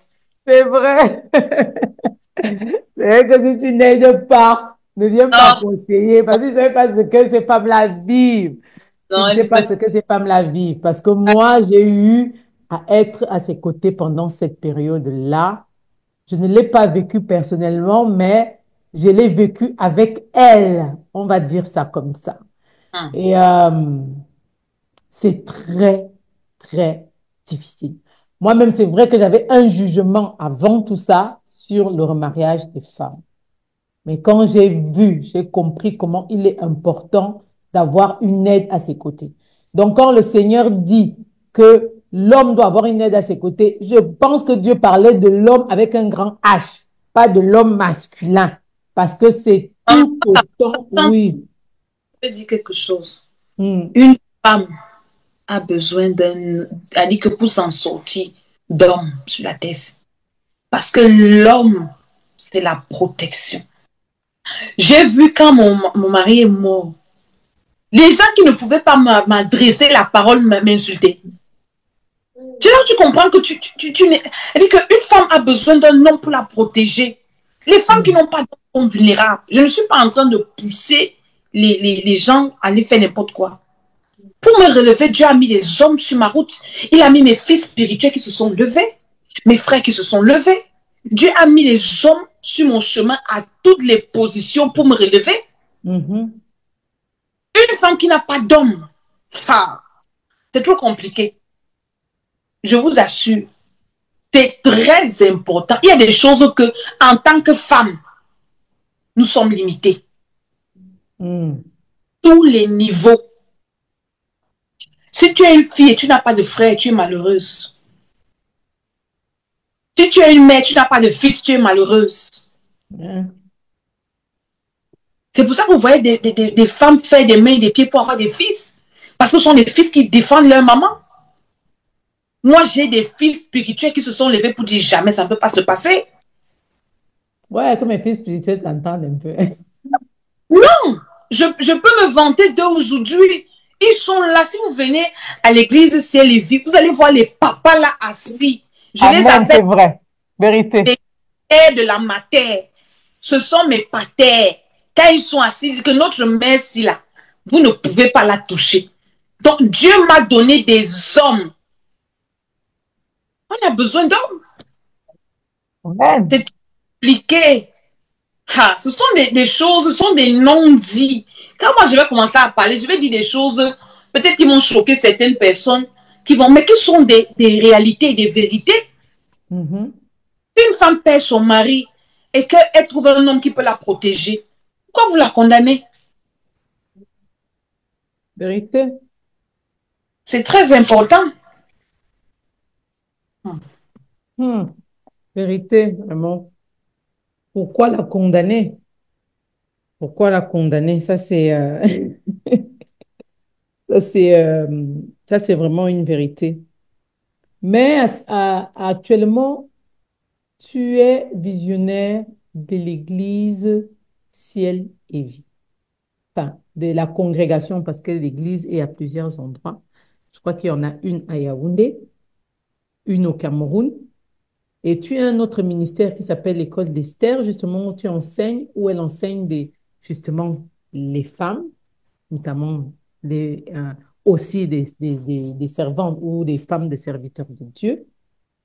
Et tu es à la tête de cette vision aujourd'hui. Comment, c'est vrai que tu l'as dit un peu pendant tout le reportage, mais qu'est-ce que tu peux nous dire de plus sur la vision elle-même de Ciel et Vie? La vision, c'est les vies. Le Seigneur,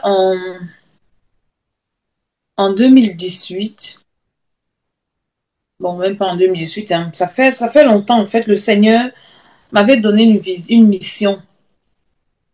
Il m'avait dit de préparer les hommes et les femmes à l'enlèvement. Ça, c'est ma mission que le Seigneur m'a donnée. Et je l'avais commencé dans le cadre de l'école d'Esther en 2017. Le Seigneur il m'avait donné cette mission. J'ai commencé à enseigner et préparer les hommes et les femmes à l'enlèvement. Ça passe par la délivrance. Donc, j'ai un mystère de délivrance, en Oui. fait. Dans la délivrance de l'âme, de l'esprit, du corps. tout ce qui va avec dans la délivrance. Pourquoi? Parce que notre but, notre finalité en tant qu'enfant de Dieu, c'est d'aller au ciel. Et ma mission, c'est de nous rappeler à moi-même aussi que tout ce que nous faisons là, c'est qu'un jour, on va partir au ciel. C'est ça, la venue de Christ sur la terre. Et donc, dans ces différentes missions, dans l'école d'Esther, c'est mon ministère, c'est pas une église, hein, où j'accompagne les gens dans leurs problèmes spirituels, dans l'accompagnement spirituel en fait.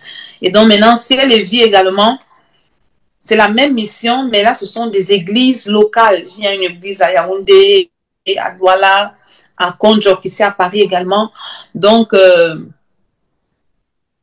par la grâce de Dieu, selon la force que le Seigneur me donne, les capacités, je conduis, je donne des enseignements qui vont dans ce sens-là, qui préparent les hommes et les femmes à l'enlèvement et qui rachètent les destinées des uns et des autres.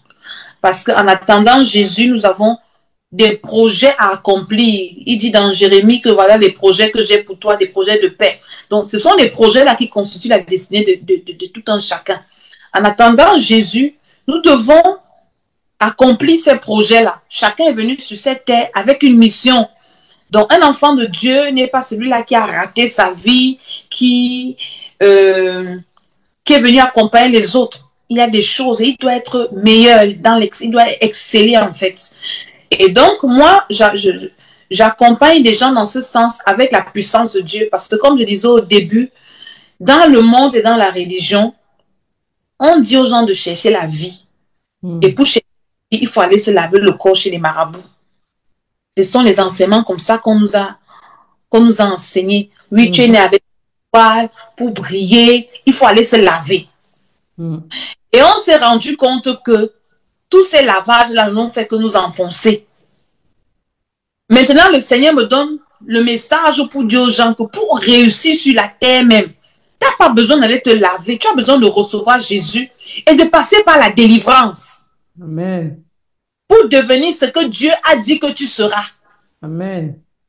Jésus a la capacité de restaurer ton étoile qu'on a volée, de restaurer ta vie qui a été détournée, de te délivrer des envoûtements de la sorcellerie et de faire de toi cette meilleure personne-là. C'est un peu ça, en fait, c'est un peu ça le résumé de la mission que le Seigneur m'a donnée. Alléluia.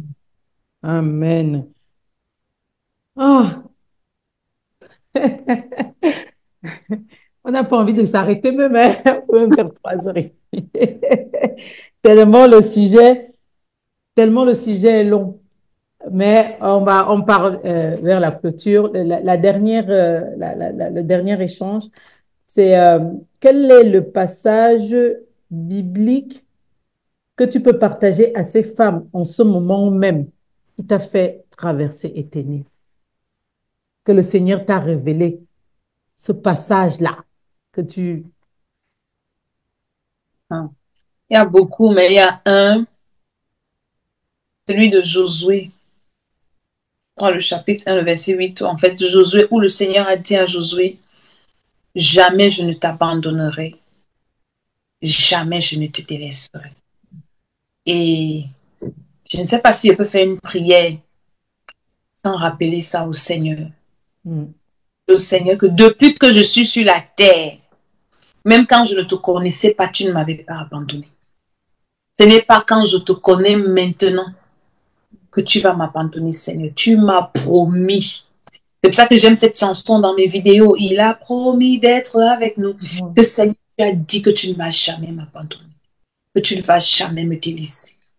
Tu ne peux pas m'abandonner au carrefour avec toute cette charge. Parce qu'une femme qui perd son mari se retrouve en train de faire le travail de 2 personnes. Se retrouve en train de porter les charges de 2 personnes. Parce que quand vous êtes 2, vous partagez les charges, que ce soit les charges émotionnelles, que ce soit les charges spirituelles, que ce soit les charges financières, les charges physiques. Parce que quand vous êtes 2, quand tu es fatigué, l'autre peut s'occuper de l'enfant, peut l'accompagner, je ne sais pas où faire, dans une activité, faire les devoirs, ainsi de suite. Mais quand tu es le père, la mère, le pasteur, le docteur, le chauffeur, la cuisinière, quoi encore? Euh, le- Ça, toi, tout ça, le répétiteur. le répéteur, à toi seul, la ménagère, Hmm. tu as besoin que Dieu ne t'abandonne pas. Amen. Tu as besoin que Dieu renouvelle tes forces tous les jours. Amen. Tu as besoin de rappeler ça au Seigneur, que Seigneur, si tu m'abandonnes, je dis souvent au Seigneur, si tu m'abandonnes, je suis fini. Et le monde va se moquer de toi. On va dire que ah, son Dieu a échoué. Parce que moi, je suis un être humain. Mais ce sera ton nom qui sera sali. Que Dieu n'a pas pu la soutenir. Dieu a échoué. Et je sais que beaucoup vont abandonner la foi si tu m'abandonnes, Seigneur. Et Hmm. quand déjà à bout de force, je vois comment le Seigneur renouvelle mes forces. Force. Et je continue mon combat. Ah. Voilà mon frère. Où je dis souvent au Seigneur, quand je lui fais un peu le chantage, que Ouais. Seigneur, si tu me lâches ici, ça va faire de toi un menteur. Et comme tu ne mens pas, Ah. tu ne peux pas m'abandonner. Tu ne peux pas me laisser tomber. Alléluia. Amen. C'est sur cette belle note, Josué chapitre 8, pour vous qui êtes en train de passer par ces moments-là.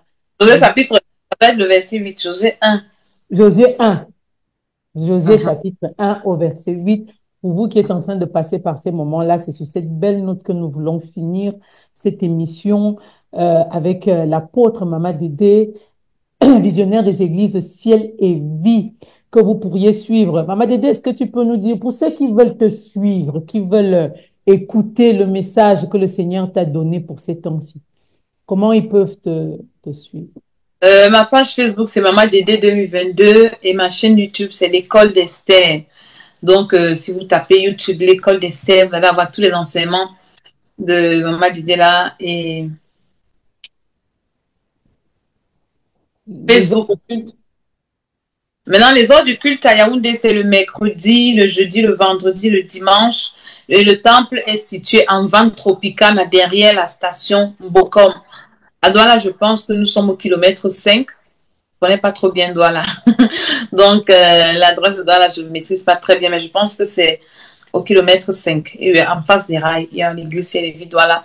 Et à Konjok. Konjok, c'est une ville vers Yabas, là-bas. On a aussi un temple, c'est l'église là-bas. Et à Paris, nous faisons plus les veillées de prière tous les derniers vendredis du mois. Donc, ce mois, ça sera le 27, le dernier vendredi en tout cas. À Paris, à Palaiseau, nous faisons des moments de prière et durant le mois, nous travaillons plus en ligne. Nous avons des programmes de délivrance en ligne, des prières. Là, nous faisons un programme où nous prions tous les 4 heures du matin. Mhm. Des problèmes, des prières de combat, de délivrance, et ainsi de suite. Donc, pour ceux qui sont intéressés, qui veulent suivre Maman Dédé, ils n'auront qu'à se connecter à toutes ces plateformes-là. Voilà. Comme elle vient de vous dire, vous avez la possibilité de la suivre et suivre le message que le Seigneur l'a donné dans ces temps-ci, dans la fin des temps, sur ses pages Facebook, Instagram, Mama Dédé. Je crois que il y a une qui est Mama Dédé 2022, quelque chose comme ça. Enfin, écrivez-nous si vous souhaitez. On vous donnera les références, il n'y a pas de problème. Et si vous voulez, si vous êtes à Yaoundé, vous pouvez suivre aussi physiquement. Si vous êtes à Paris, si vous êtes à Douala et si vous êtes en Konjok, vous avez la possibilité d'aller suivre en présentiel les cultes des pasteurs qu'elle a formés au travers de l'école d'Esther, justement. Et vous pouvez aussi la suivre le dimanche en ligne parce qu'elle fait beaucoup de programmes en ligne. Comme elle vient de vous dire en ce moment, il y a aussi un programme, je crois qu'elle fait des programmes tous les mois sur la délivrance, vraiment la famille, les enfants. Pour vous qui avez des problèmes, qui traversez des moments difficiles avec vos enfants, ça, je vous dis, elle en connaît un rayon. Donc là, vraiment, Ah, ça, c'est sa grâce. Tu dis? Là, c'est un autre chapitre très Ça, c'est profond. un autre chapitre qu'on va revenir pour parler de la délivrance des enfants. Oh, Parce que là aussi, elle a un énorme grand témoignage comme ça sur ce sujet-là. Donc, elle sait, lorsqu'elle parle de délivrance des enfants, elle sait de quoi elle parle. Parce que j'ai été à ses côtés, j'ai vu, j'ai vécu et j'ai entendu. Donc, donc, pour vous qui traversez des moments difficiles avec vos enfants, des problèmes elle a cette grâce-là. Donc, allez la suivre. Elle a cette grâce-là de conseiller et de diriger dans les prières pour ce genre de cas-là. Nous, notamment au niveau de Riving and God, nous avons une association qui répond justement à à cette initiative qui répond justement à cette problématique qui sont les veuves et les orphelins des serviteurs et pourquoi pas même des serviteurs qui ont perdu aussi leur femme. Nous avons justement une organisation qui s'appelle Sarepta, en référence à la veuve de Sarepta, qui justement est là, qui a été créée pour justement les soutenir psychologiquement, comme elle a dit, la psychologie d'abord, spirituellement, parce que c'est très important, spirituellement, physiquement, financièrement, donc tout un accompagnement, on vous suit vraiment, parce que vous avez entendu ce qu'elle a dit. Elle a, c'est pas que, pour faire un peu le résumé, je la connais. Elle a, où est-ce qu'elle n'a pas mis pied? Dans quel hôtel elle n'a pas dormi? Dans quelle partie du monde elle n'est pas allée avec son mari? Mais elle vous a dit aujourd'hui que lorsqu'il est parti, lorsque le serviteur s'en va, alors là, les choses changent. Alors là, c'est une autre donne, c'est une autre. Là, on se rend compte qu'on est vulnérable et on a besoin d'aide. Et c'est dans ce cadre-là que nous avons créé cette association Sarepta là. Donc, vous pourriez prendre des renseignements sur les pages Facebook Sarepta, sur Instagram Sarepta. Nous avons fait une action dernièrement, justement, où nous avons dû aller sortir de l'hôpital, justement, ah, une jeune dame pour une facture impayée, justement, parce que c'était très compliqué aussi. Donc, vraiment, amen. une- oui, oui, c'est une thématique qui est tabou et qui demande vraiment que dans l'Église, nous en parlons. Et vraiment, je la félicite, je suis admirative, je suis contente qu'elle ait accepté parce que beaucoup de veuves de serviteurs ne veulent pas en parler parce qu'elles se disent, oh, on va me juger, on va me rabaisser, les gens vont connaître ma faiblesse. Et je suis contente qu'elle ait accepté d'en parler, de dire, il faut en parler. Il faut parler de ça, que dans l'Église, elles n'ont pas de soutien.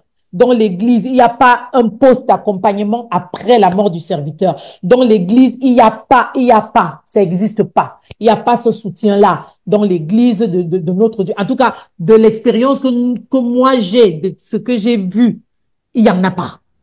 Comme elle-même vous a dit, c'est elle qui a traversé, il n'y en a pas. Donc, nous vous exhortons vraiment pour les femmes qui sont en train de passer par ce moment-là. Elle peut vous conseiller aussi parce que elle peut vous aider si vous avez besoin d'aide.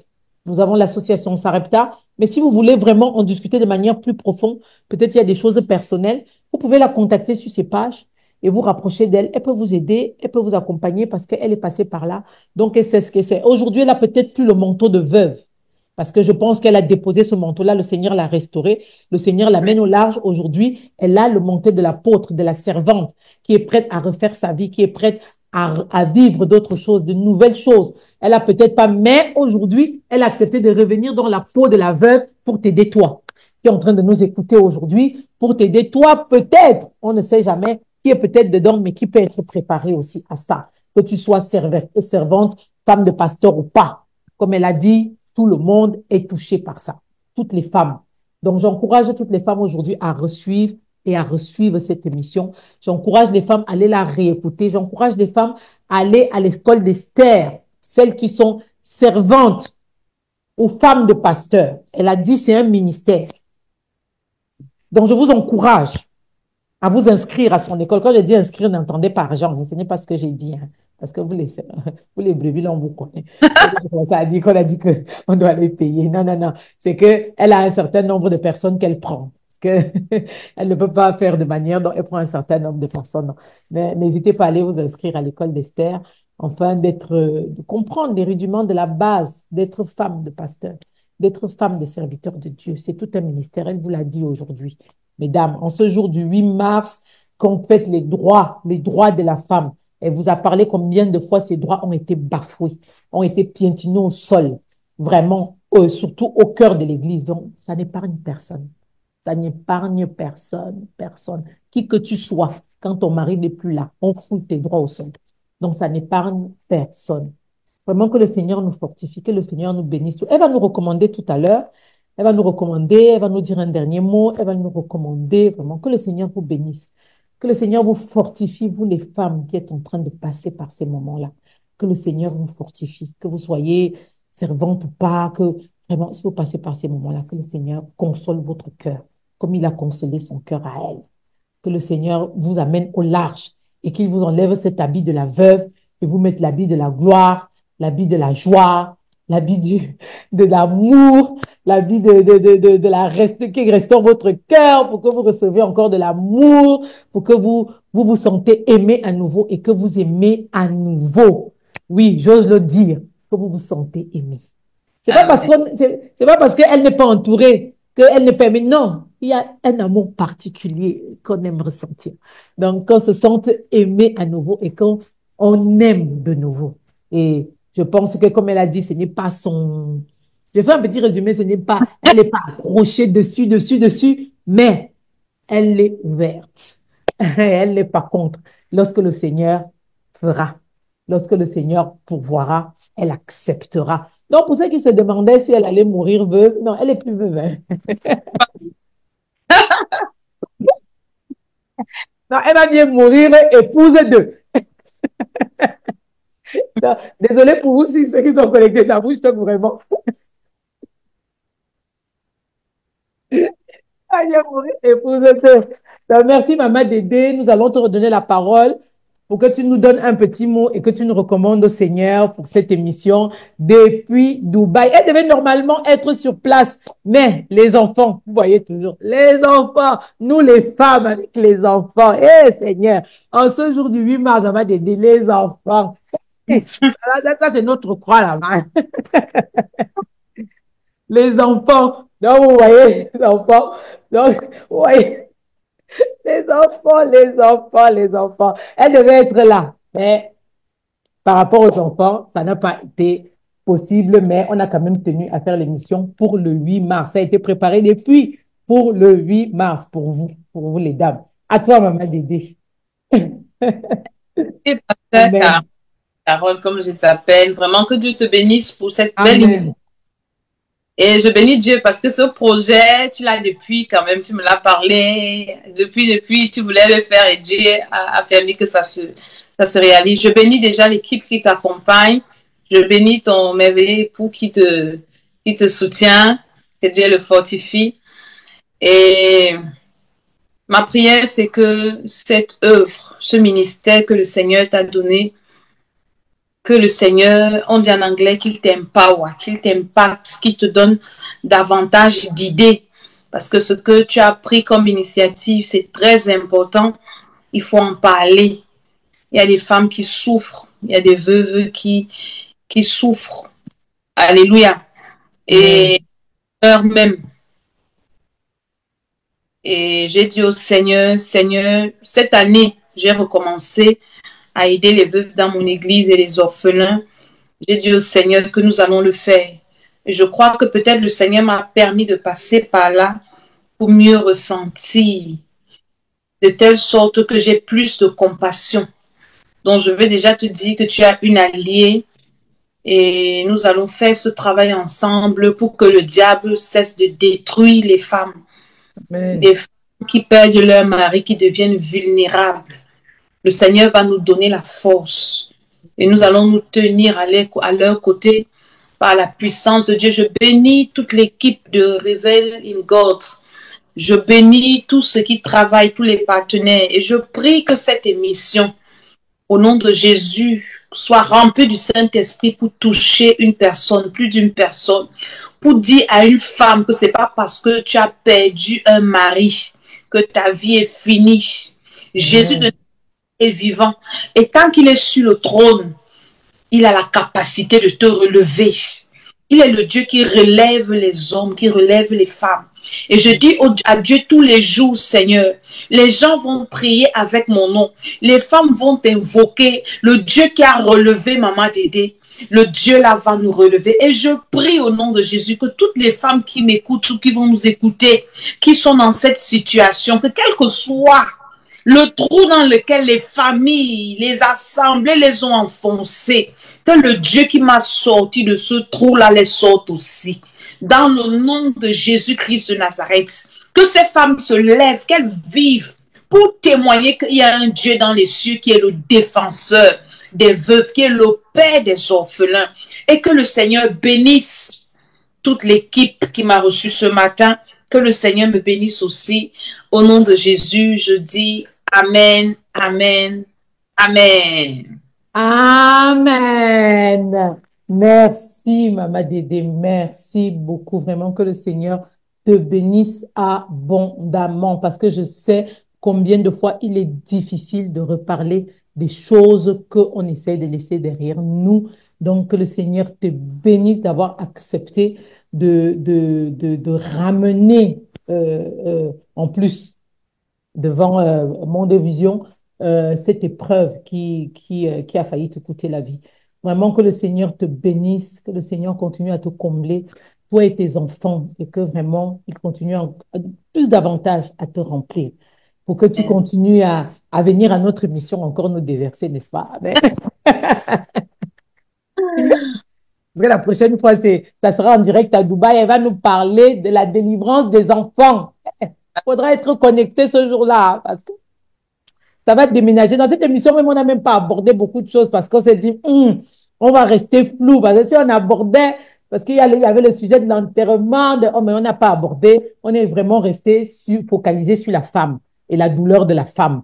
Donc, mais elle pourra vous conseiller en privé, vraiment, elle pourra vous conseiller en privé.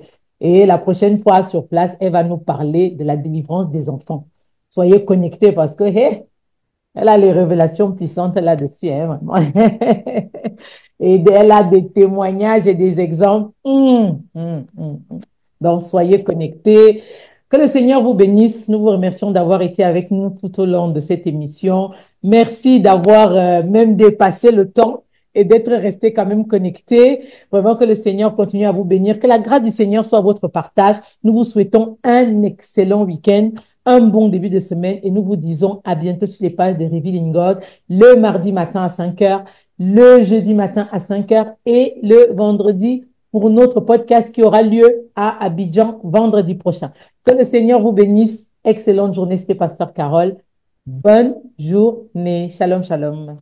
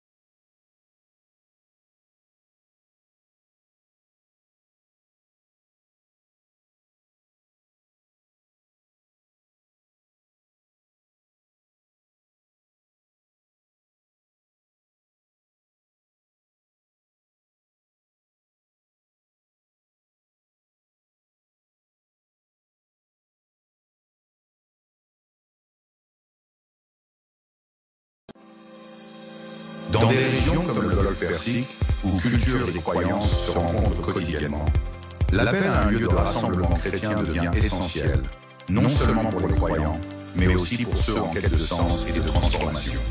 C'est dans ce contexte que nous avons ressenti le besoin urgent de créer un centre évangélique aux Émirats arabes unis. Ce projet ambitieux ne se limite pas à la construction d'un simple bâtiment, mais à la création d'un espace de renouvellement spirituel, un lieu de prière, d'enseignement, de communion et de célébration. Le centre évangélique est une plateforme dédiée à servir le corps de Christ avec un mandat clair.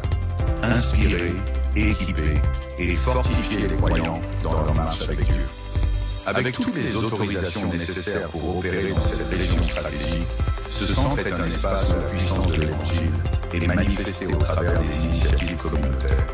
Notre mission est de bâtir un pont entre les nations et les cultures en proclamant la bonne nouvelle de Jésus-Christ, tout en offrant un lieu où les âmes peuvent être restaurées, encouragées et transformées. Revealing God se veut également une voie prophétique et apostolique dans cette partie du monde, unifiant les croyants pour accomplir leur appel divin. Chaque don a un impact significatif. Avec seulement 5 dollars, 5 euros, 5 francs suisses, 500 francs CFA ou 5 dirhams, vous pouvez contribuer à la réalisation de ce projet de foi unique. Votre soutien permettra de bâtir ce centre, lieu de rassemblement et de transformation pour des milliers de croyants. Faites un geste aujourd'hui, votre don est une semence qui portera des fruits pour l'éternité. Que Dieu vous bénisse abondamment.